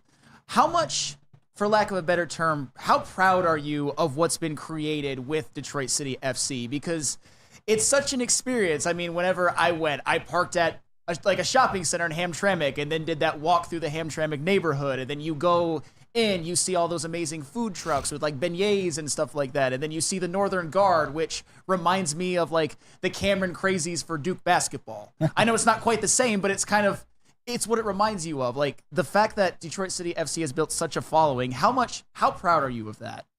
Unbelievably. I mean, as I said, I came in when we were an amateur team, and obviously we had the change, but to be where we are now in such a short period of time, it's great. And obviously we talk about disappointments of not winning the game yesterday and things like that. But the overall picture, obviously the club has come so far Everybody at the club works so hard. I mean, we talk about the games, and we talk about the players, and we talk about the coaches, and I get a mention here and there. But the other people at the club, I mean, the ticket sales guys in the last, they're selling, 7,000-8,000 tickets for these games, and so they're working their socks off. So where the club is just unbelievable growth. And you got idiot employees asking for tickets all the time like me. So shout out to Steve Fox and Kareem and all those guys. Absolutely. But speaking of that, though, Trevor, I did want to back up to that match against Pumas. And we discussed it the day after the show. For those that don't know, Detroit City FC had Pumas in town, who is in the Mexican League, Liga MX. And I've always described this because I was there. I wasn't working. I was there as a fan. I took my son. And the Liga MX fans, and for those that don't know, obviously, Mexican town in Detroit, large soccer contingent. Yeah. They traveled a couple thousand fans from Mexico that came in there. Mm-hmm. And that was the closest I've ever seen to a visiting team square up with the Northern Guard in terms of support. Mm-hmm. They had their smoke. They had their drums and everything like that. I had never taken in a match at Keyworth like that before. I'm always working. Because you mentioned everyone's working really hard for Detroit City. Yeah, the broadcaster probably the hardest. Yeah, I was about to mention the broadcaster. Yeah, no. But I was just there like as a Detroit sports fan. Again, guys, if you haven't been, thatcityfc.com, even if you're not a soccer person, you need to get down. This is what you say you want. Organic growth. Yep. Everything is real. Nothing's manufactured. That's what you guys, if you're Detroit sports fans. I popped the smoke before. Spenny's popped smoke in the stands before. So he's been there. Joined by Trevor James, sporting director for Detroit City. We have some questions for you, if that's cool. Okay, that's fine. All right, Aaron to the Stone. Hey, Neil, can you ask Trevor, assuming he's a USA soccer fan, you are from England. Of course. But, you're is Team USA your B team? Yeah, it is. Yeah, okay. I mean, I'm a citizen, so yeah. That's true. I forgot about that. What do you think about the match tonight against Panama, as well as their chances about making some noise in the knockout stages? I think they'll get through. I think they'll do enough tonight to get through, and a win tonight and they're in. The knockout. Yeah. So I think that'll be done, and I don't think whoever they play, they'll play up to, and as I say, I think. The main threat in the tournament will be the Argentinians, but I don't know who they play if they go through. Obviously, that will depend. But I think they'll make some noise, yeah. I'm confident they'll do quite well. No, absolutely. Talk with Trevor James here right now. Tony D wants to know, do footballers drink beer or seltzers after the match? We know the answer to that one. I don't know if I can answer that. Yeah. But, I mean, I think probably beer is for the most part, but yeah. No, absolutely. Real quick, too, people talking about the Euros, kind of your impression of the Euros. Lots of talk. Euros have been electric. Euros have been sick. Get Trevor's thoughts on that. Yeah, it's been great. All the games have been entertaining. It seems to be even, the so-called lesser nations are competing, so that's great. Some of the larger nations, like England, are not performing. They haven't performed well yet. They've got through, so they need to be better, obviously, in the knockout stage. But, it'll probably come down to the couple of big names in the end. Boy, England, man, they are under pressure. It's like that. I mean, they are like the equivalent of the Dallas Cowboys. Oh, yeah. Big facts. They are under some pressure. Last one here, Trevor, before we let you get on your way. Mike O, please ask Trevor what his favorite pint is. What's your favorite pint? I like a pint of Guinness. I will say that. Yeah. I've had one with you before. Yes, we have. But normally any sort of lager drink. But whatever's there. Next one. Whatever's there. The next one. The next one's your favorite. The next one. The one I don't pay for is normally. That's always the best. That's always the best. I think that's a good point to stop right there, Trevor. That's pretty legendary right there. Detroit City FC in action Saturday night in Miami against Miami FC. Saturday night, 7 o'clock on Detroit 50 here in Detroit. Somebody will be on the commentary for that one. And good luck down in Miami, Trevor. Great. And here we go, my friend. Thanks, guys. I appreciate it. Thank you. Thank you. Here he is, Trevor James, everybody. DeadCityFC.com for tickets. Get into there. Tell them about Swiss Insurance. Absolutely. Now more than ever, it is critical for you to have your insurance reviewed. Swiss Insurance will make sure your carrier is not slipping in extra fees. Call Mark at Swiss Insurance today at 313-530-1698 or visit their website at swissins.com. Yo, let me just say, I love Planet Fitness. Trying out Planet Fitness and dang, they got lots of equipment. Not me getting a Planet Fitness membership just for the 24-hour perk. Listen, the PF Black Card is worth every penny for this hydro massage. I'm a new man. Did y'all know that the PF app has workouts you can do at home? Cheapest therapy I can find is Planet Fitness. All the benefits, all for less. Planet Fitness, big fitness energy for all.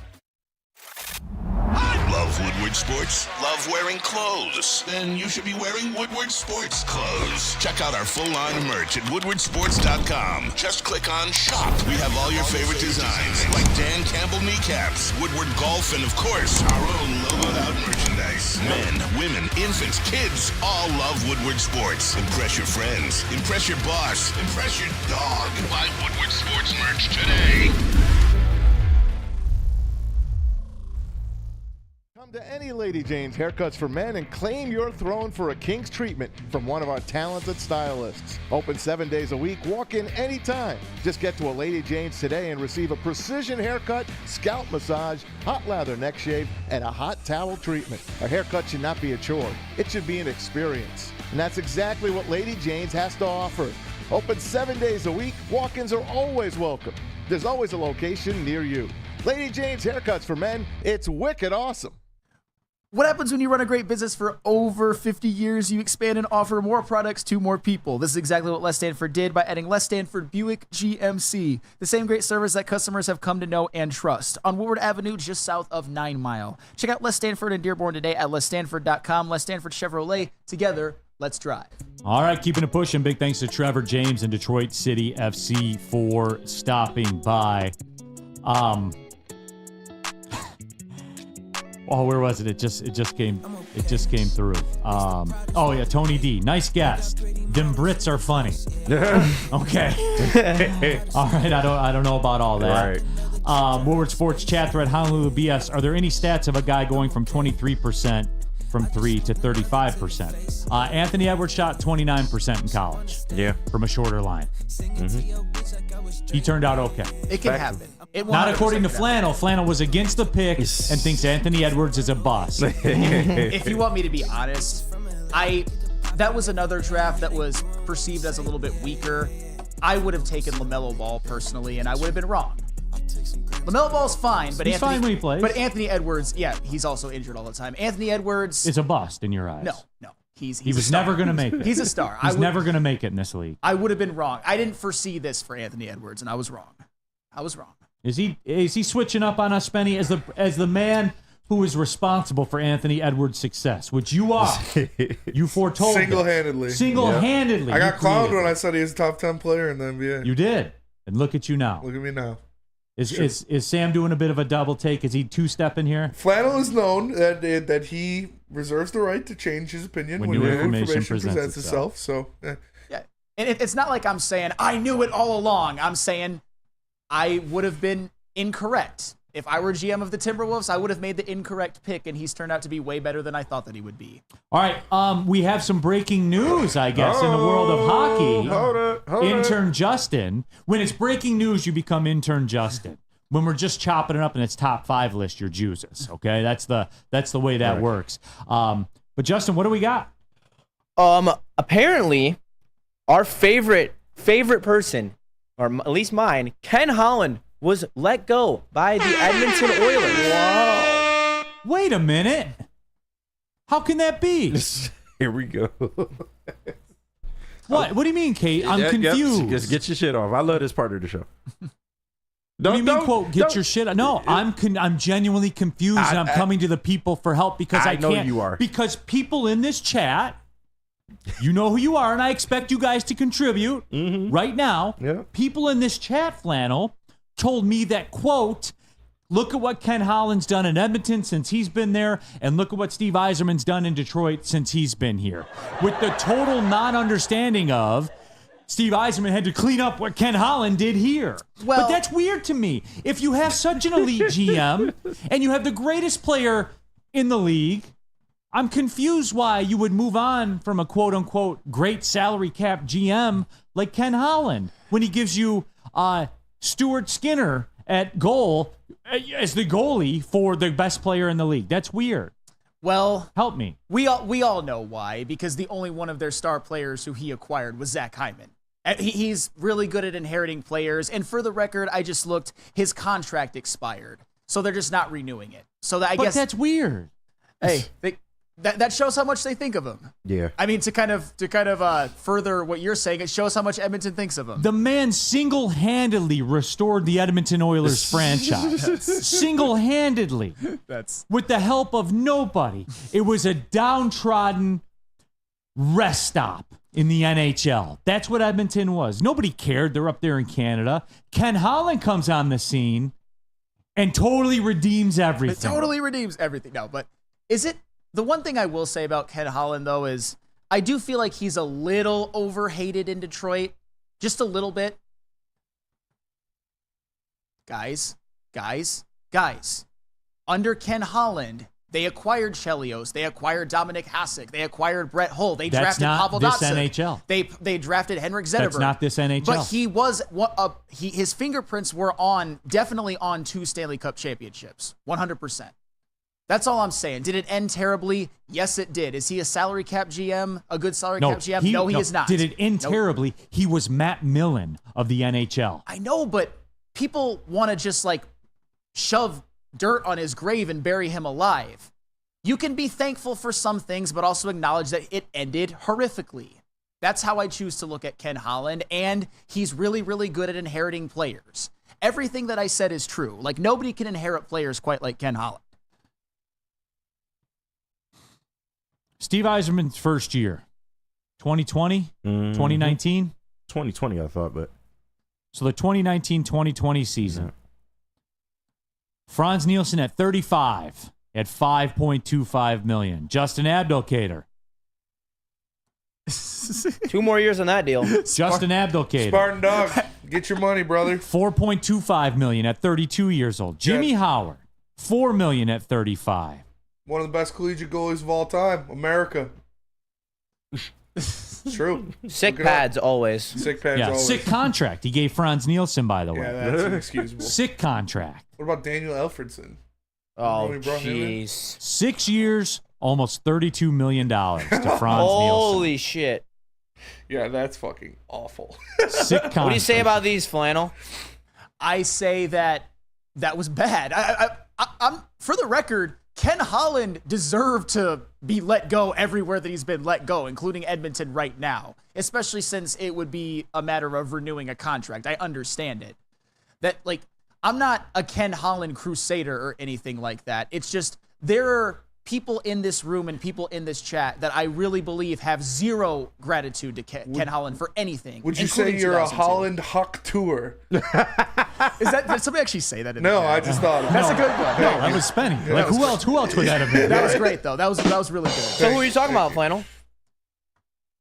Korean Jesus? Then just say my name. Korean you don't Jesus. Got you don't got to beat around the bush. Say my name then. Because you're one of thousands.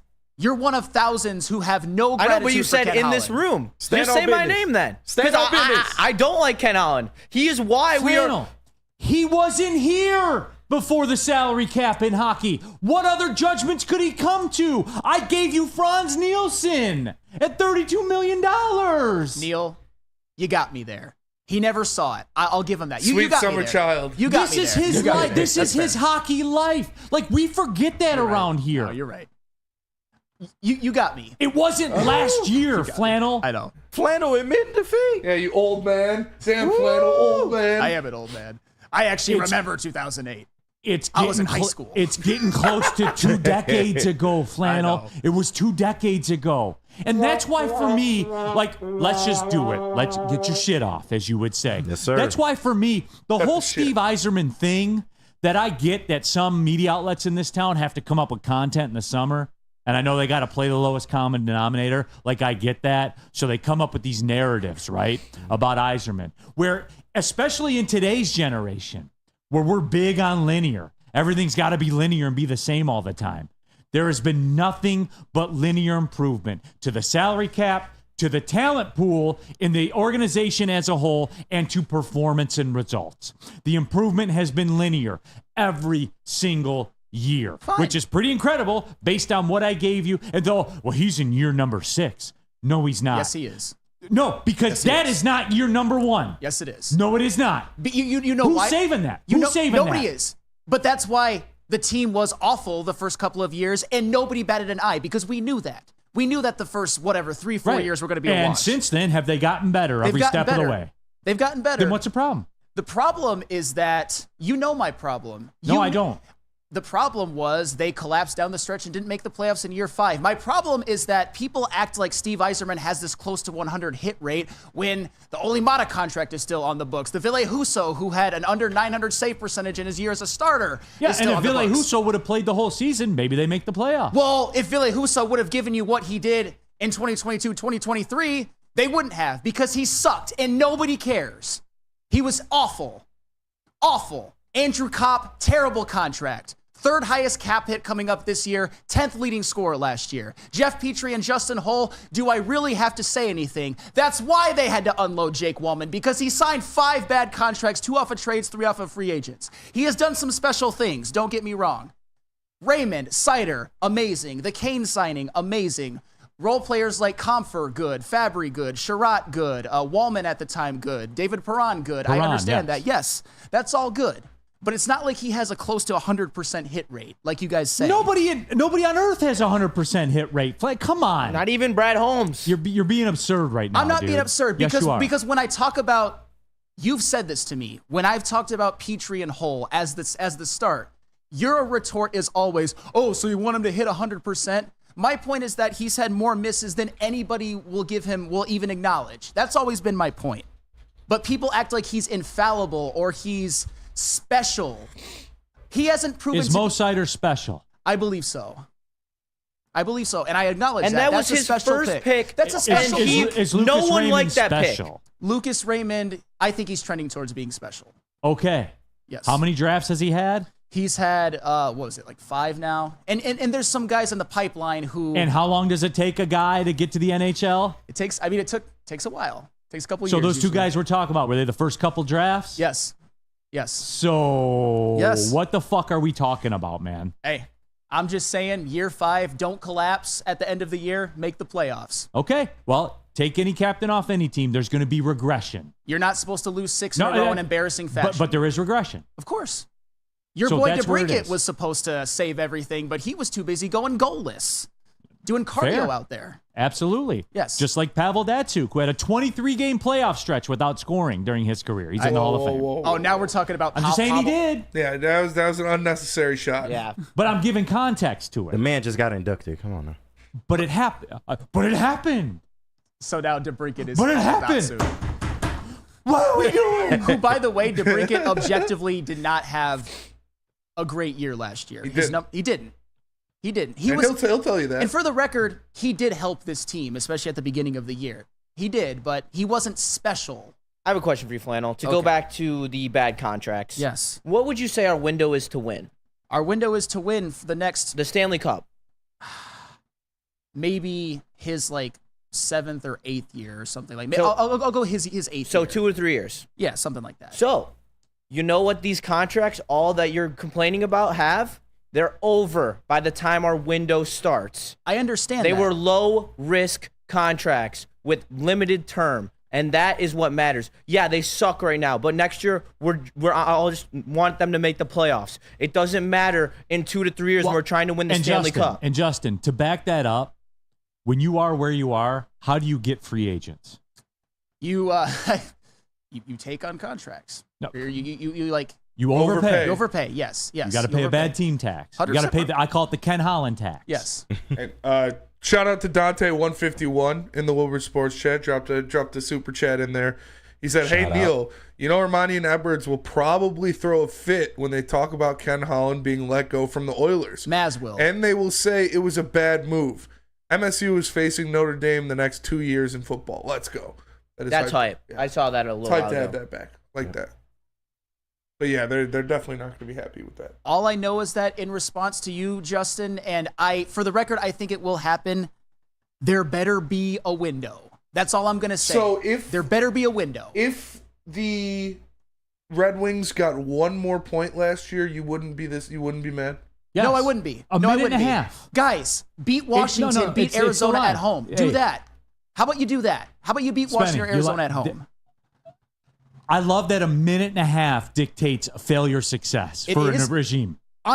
They had a 18-game stretch where they went 5-12-3, and you don't care. You think that it's just regression. If they got in the playoffs, you wouldn't have cared. I wouldn't have cared, but because they would have done enough to overcome that. That's what I'm saying. So they lost. So a minute and a half changes your entire perception on a franchise, a GM, and where they sit. Sam, don't do it. I'm not a minute and a half. Where they sit. Yeah, and for the record, I'm not saying Steve Yzerman should be fired. I'm saying that was a miserable failure of a collapse. Right. It was. But if it was a minute and a half different, everything's cool. They would have done enough to overcome that, and they didn't. They won their last 3 games, and it didn't mean shit. Calm down, Sam. Calm down. Shit. So 90 seconds of a Flyers-Washington game dictates whether or not the Red Wings and Steve Yzerman's current tenure is a success or failure. A minute and a half of a Flyers-Washington Capitals game. Honestly, if you consider... Yeah, no, that's what you're saying. No, if you consider this that's what you're saying. A rousing success, I think you're insane. I think he's been good.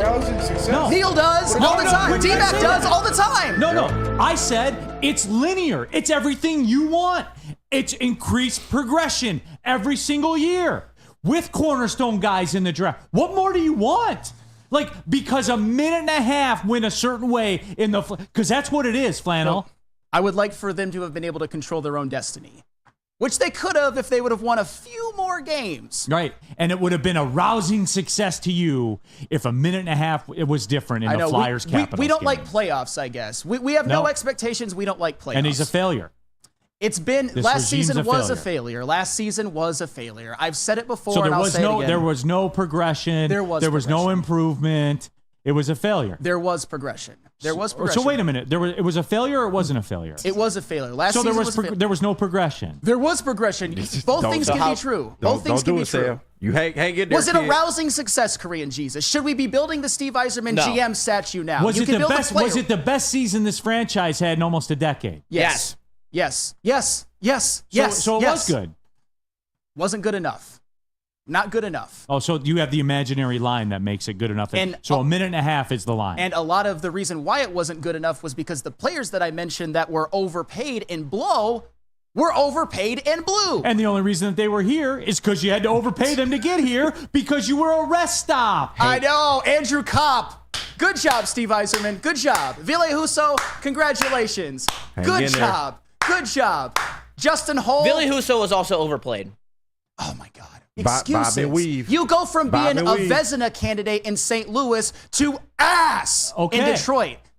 So I'm trying to understand. St. Louis had better defense. My God, the save percentage was under 900. Oh, shit.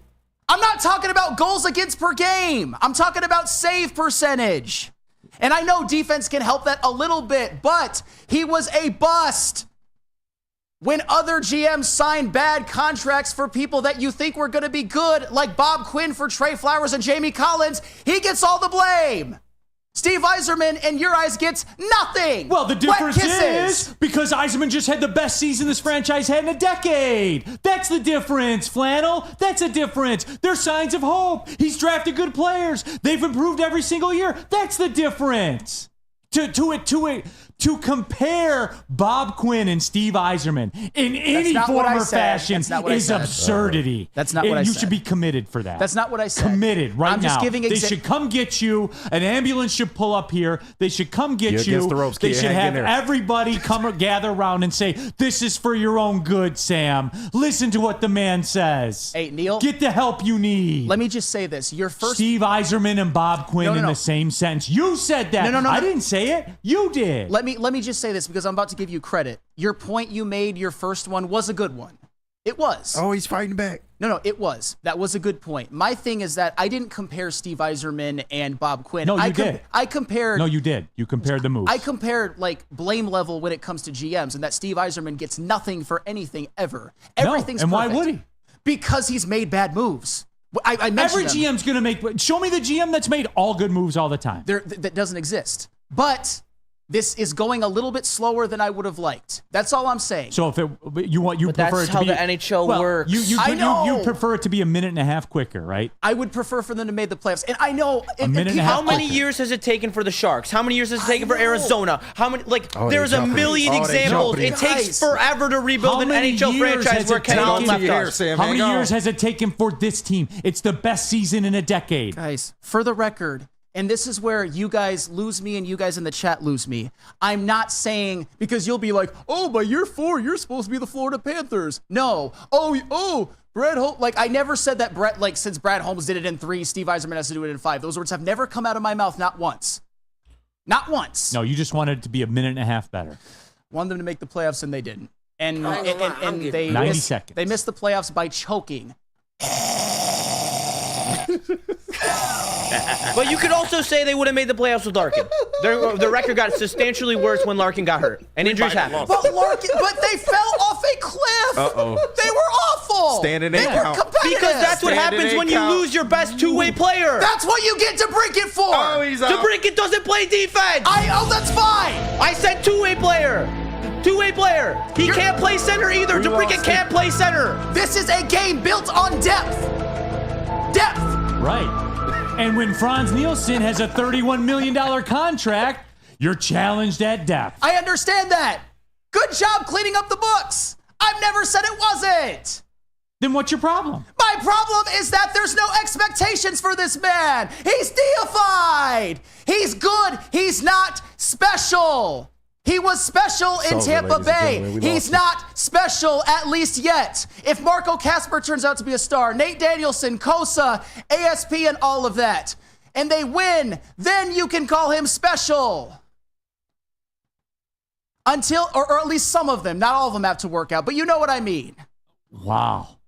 The best season in a decade with draft picks that hit after hit after hit. To guys that you're going to sign mega deals to.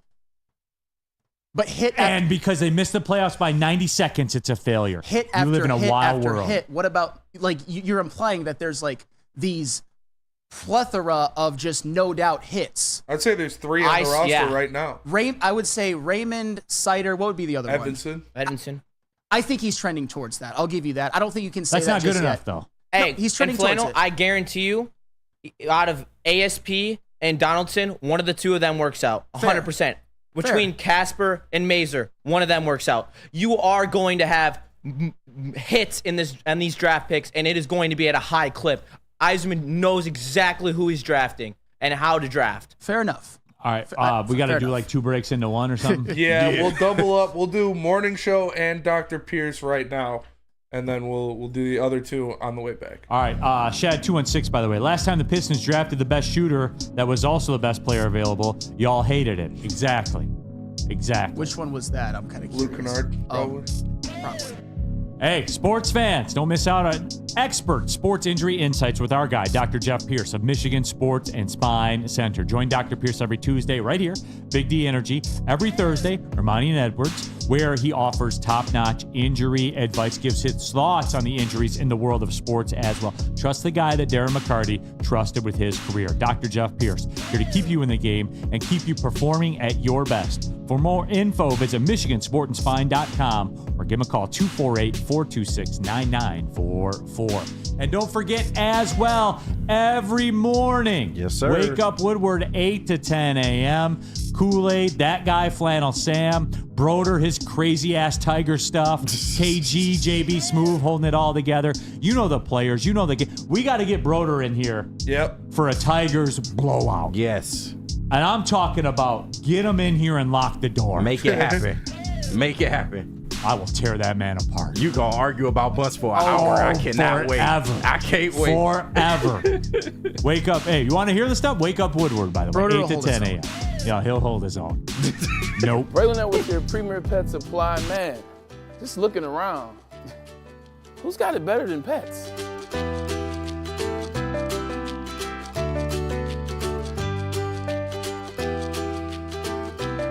Come on, a baby stroller for Coda?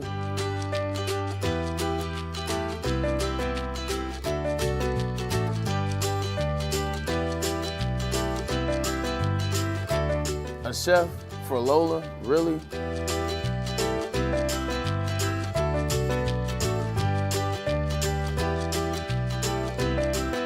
You don't have to tell me who the real boss here is. Who's got it better than pets? Nobody, especially here at Premier Pet Supply. For over 30 years and more than 13 locations, Premier Pet Supply has everything that your pet can dream of, and guess what? It's all under one roof. Premier Pet Supply, family owned, operated, and proud to call Metro Detroit home. Check out premierpetsupply.com or scan the QR code today. Who's got it better than pets? Nobody! Stop searching for a vehicle and start finding one. Les Stanford Chevrolet Cadillac makes it easy. We harness the power of multiple dealerships and own the biggest selection of GM brands in the area to get you the car you need. With the Les Stanford Group, you'll have access to 4 different dealerships, providing you with more makes, more models, and more choices. We're connected to more than 1,000 vehicles. And with so many high-quality CPO vehicles available, you'll find new car quality at pre-owned prices. You can start and end your search at lesstanford.com today. Awesome is where a guy can be a guy and get an amazing haircut. That's Lady Jane's Haircuts for Men. Stop in and sit back and relax and let one of Lady Jane's talented stylists make you look and feel great. Lady Jane's Haircuts for Men. Walk in anytime, 7 days a week. It's wicked awesome. Neil Rule here for KDK Law, dealing with divorce, child custody, visitation, other family law issues. KG's over there shaking his head right now. Rough, Kevin man. and Catherine at KDK Law in Birmingham will have your back. Listen, guys, this is serious stuff right now. All right, the fun and jokes, that stuff's over. We're talking about family law, your children, visitation, divorce, all of it. Get the people with over 10 years of experience. Get the people with 24/7 availability. Scan the QR code on the screen right now. Say Woodward Sports sent you. KDK Law will pay your filing fee, everyone. They're right here in Birmingham. They're local. They've been in the game for over 10 years doing this kind of stuff. Divorce, child custody, visitation, family law. KDK Law, they've got your back. Don't be like Hampson. Definitely not. Bringing the variety there, KG. I like it. Yeah. Okay. Woodward Sports chat thread. Logan Gray. Flannel is mental. Man, flannel is so mental. It's all right. Oh, no, metal. I'm sorry. Oh, metal. Hey, Hell yeah. There we go. Let's play some Pantera. I'm proud of you, Seb. You held it as long as you could. No, man. I actually. you took the slug. He did. You had to pay the over, though. Usually when we fight, it's the over-under is 2.5 rounds. That's true. He made it, I knocked him out in the 3rd round. Yeah, he had a little rope-a-dope going on for a second. He had a little rope-a-dope. Woodward Sports chat thread, get into that. Nicholas Duncan, you're a valued member of this community. I ride with you. You ride with Woodward. However, when you say Ghost should have been traded, not Wallman, is Ghost not a free agent? Ghost is a free agent. Come on, Nick. Be better, bro. Yeah, that's what I was about to say. I saw that comment too. Yeah. Rough go of it. When you're in the chat, you're firing off good stuff, you're Nicholas Duncan. When you say Ghost should have been traded, not Wallman, when he's a free agent, you become Nick Duncan. Well, you got to hear this one. Nicholas Duncan was saying that we should trade for the San Jose's number 1 pick and then take Larkin in the number 1 pick and trade it for McDavid. All day in chat today. Okay, there is no way on earth. Yeah, there's no way. Even with Ken Holland. No. Back when they had Ken Holland as GM and then decided, hey, what do we need to overcome? Ken Holland at GM. How about more like the 1st overall pick, Raymond and Sider, more like. And Larkin. Oh, man. McDavid really is untradeable. It's great. There's nothing. There is not a single thing you could get in return. And guess what? That would be close to as good as Connor McDavid. And guess what? The same applies for Draisaitl. Yeah. Because you have McDavid for 2 more years. You have Draisaitl for next year. That's it.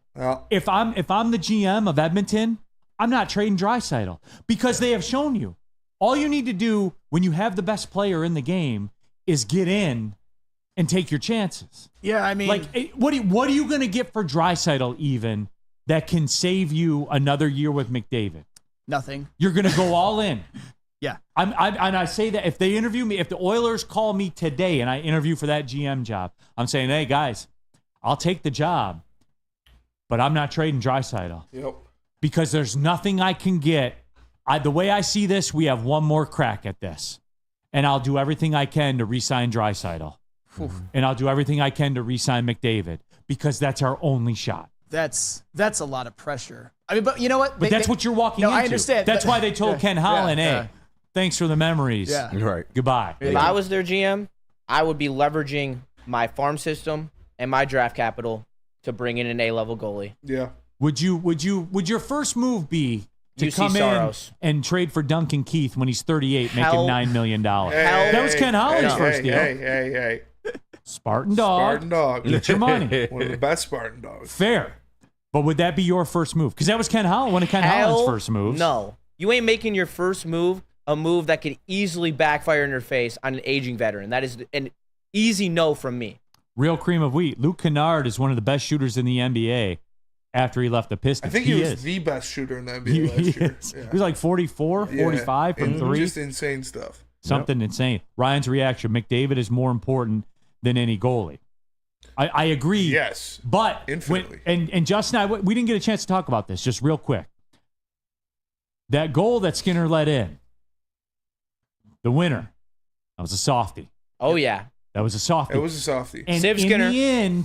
in the end, you guys have heard me say this a million times. When you lose in sports, certainly in pro sports, in the end, what does you in 9 times out of 10? You said your weakness. Whatever that weakness is, what's their weakness? The goalie. Goaltending, defense. I mean, like defense, depth, goaltending, all that. But yeah, it all applied to that one because Sam Reinhart was basically unimpeded, shot a shot that Stuart Skinner should have saved, and he didn't. Yeah, Your weakness always gets you. And DNC ENTs, right? Grayson Allen was the best shooter in the league last year. I think Luke Kennard was 2 years ago. Was that 2 year? Okay. Yeah. He's one of the best shooters in the league. For sure. Oh, Jesus.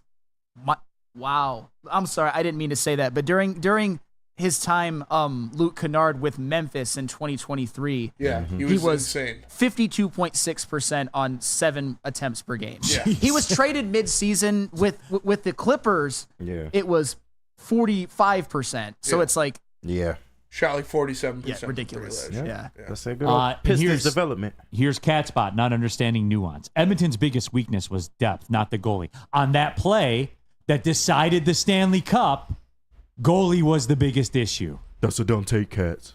Like that is That's guys, a bad take. Now hear me out here. Flannel, I'll say this. What was the weakness that got the Red Wings? Their biggest weakness, what was it? I would say goaltending and defense. Right. But if you want to say depth was the issue, because when Larkin went down, when Larkin was playing, 9-point lead in the playoffs. Yep. When Larkin goes down, Tom Petty, free falling. Free falling, yes. So that stands to reason. And even like if you want to blame DeBrincat, fine. But DeBrincat is not what Larkin is in totality to the roster. 100%. And maybe that was. And if one guy goes down and you sink, roster depth is what lobster.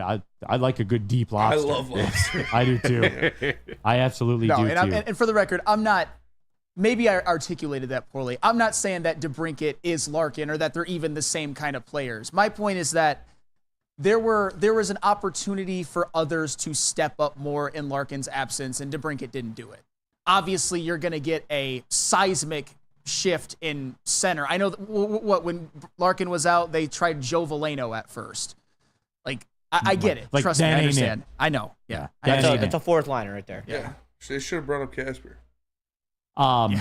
Ethan Roselle, McDavid also couldn't put the puck in a wide open net, loose in the crease. That is fair. When it mattered most. And Ethan, I would say this though, and that's fine. But if your goaltending is on point, you live to tell about that. There is nothing behind the goalie. Like, that's it. And Bob stoned the shit out of him right there. Yes, he did. And he deserves that credit. And why is that? Because Bob's a good goalie. Exactly. Yeah. And he's better than Skinner. Yeah.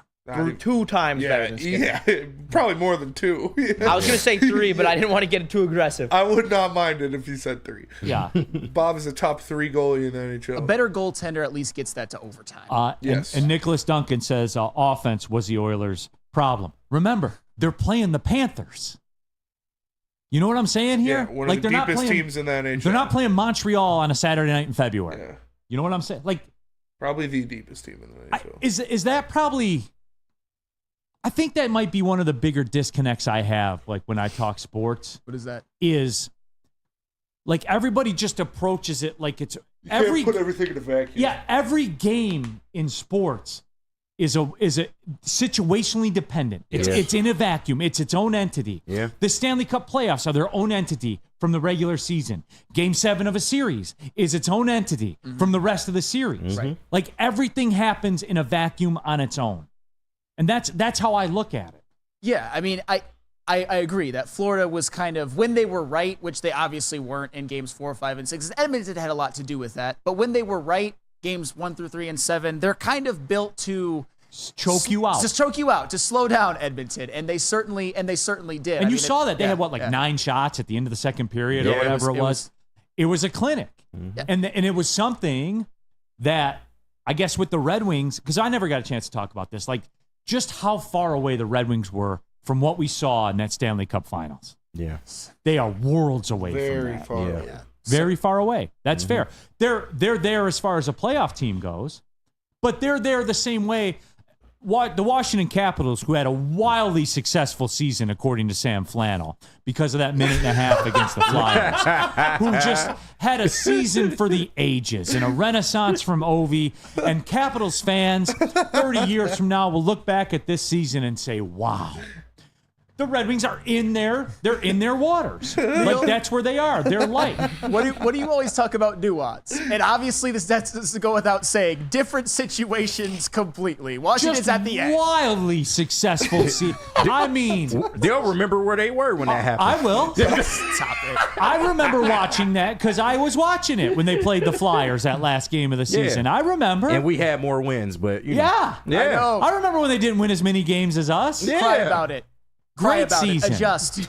Great season. Wah. Found a way. The gritty, gutty. Well, I'm spending. Where are we at with it? We are Jesus Randy Christ. Wise. Randy Wise. Tell them about Randy Wise. Randy Wise, the automotive dealership, and they also are the sponsor of the Randy Wise Celebrity Golf Tour. Randy Wise Automotive Team. You know what? We had one of those at Oakland Hills.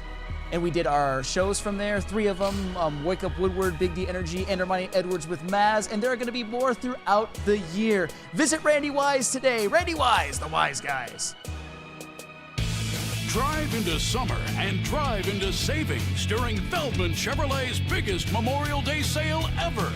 We're stocked with new Chevy cars, trucks, and SUVs, all priced to move. Like this 2024 Silverado for only $217 a month.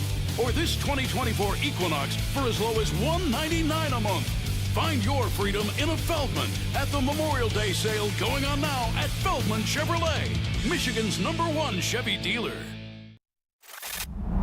Love Woodward Sports? Love wearing clothes? Then you should be wearing Woodward Sports clothes. Check out our full line of merch at woodwardsports.com. Just click on shop. We have all your favorite designs, like Dan Campbell kneecaps, Woodward golf, and of course, our own logoed out merchandise. Men, women, infants, kids all love Woodward Sports. Impress your friends. Impress your boss. Impress your dog. Buy Woodward Sports merch today.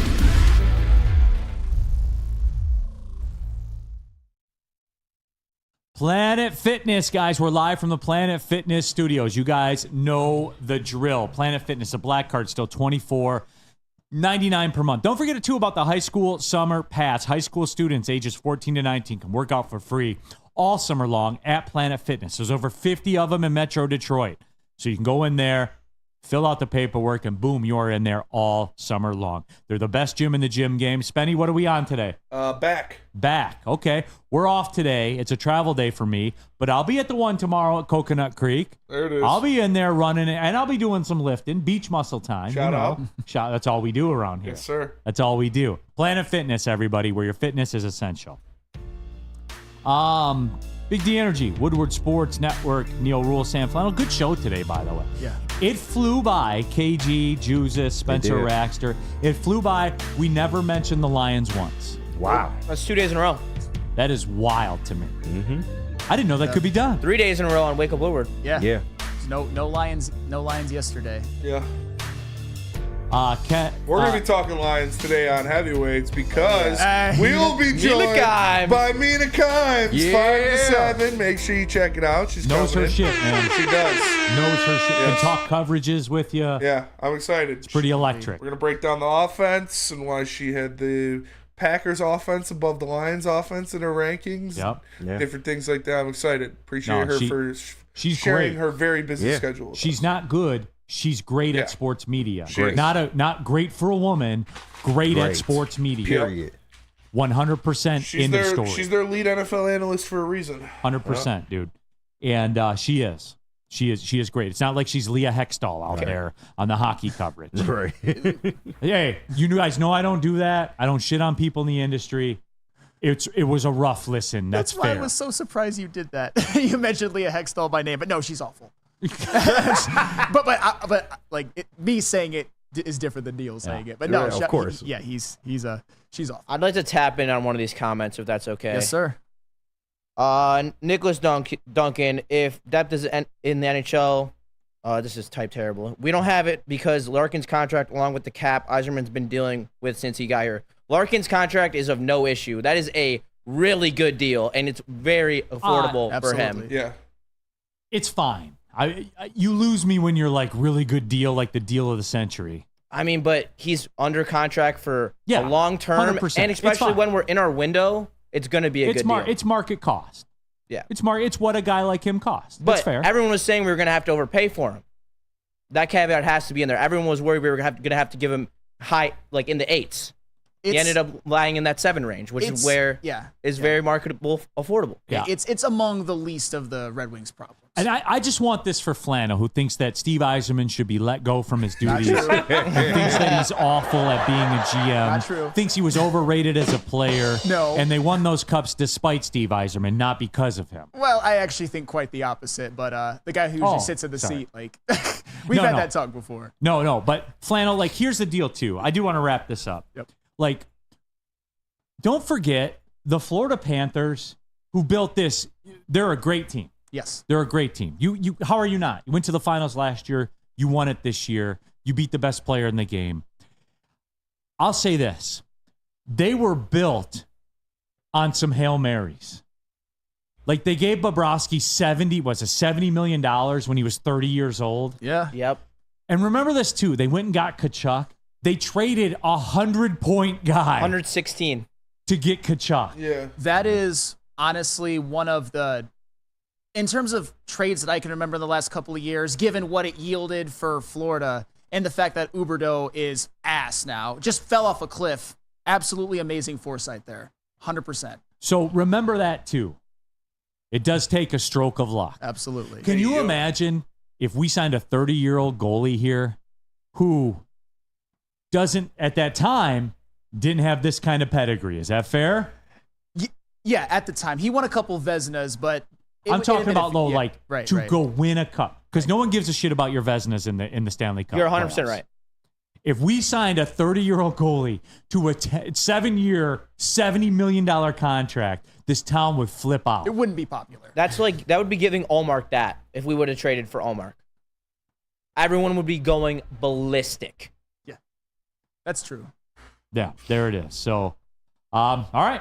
Well, that'll do it. Hey, Mina Kimes, did we mention that on the heavyweights today? 5'7". 5'7". Check it out. Hey, Spenny, real quick. Yeah. Where are you at in your stomach right now with the V-Mix? Oh. Not even putting that in the universe. It's going to be flawless. I know. Damn right. No, it has been. Everything's been tight lately. Yes. Yeah, you're damn right. I V-mixed in for the NBA draft show from the back patio in the you sure did. hills of Washington Township. Appreciate that yesterday, too. No, you guys did a great job, man. You guys did a great job. All right, that'll do it for here. For Flannel, appreciate you tapping in. You'll be back on tomorrow? Yes, sir. All right, Me KG and Sean will be there. Beligian. Sean Beligian. Hey, shout out. Shout out, NHL Sean, draft special. Hey, Chav. There it is. Justin, your time to shine tomorrow.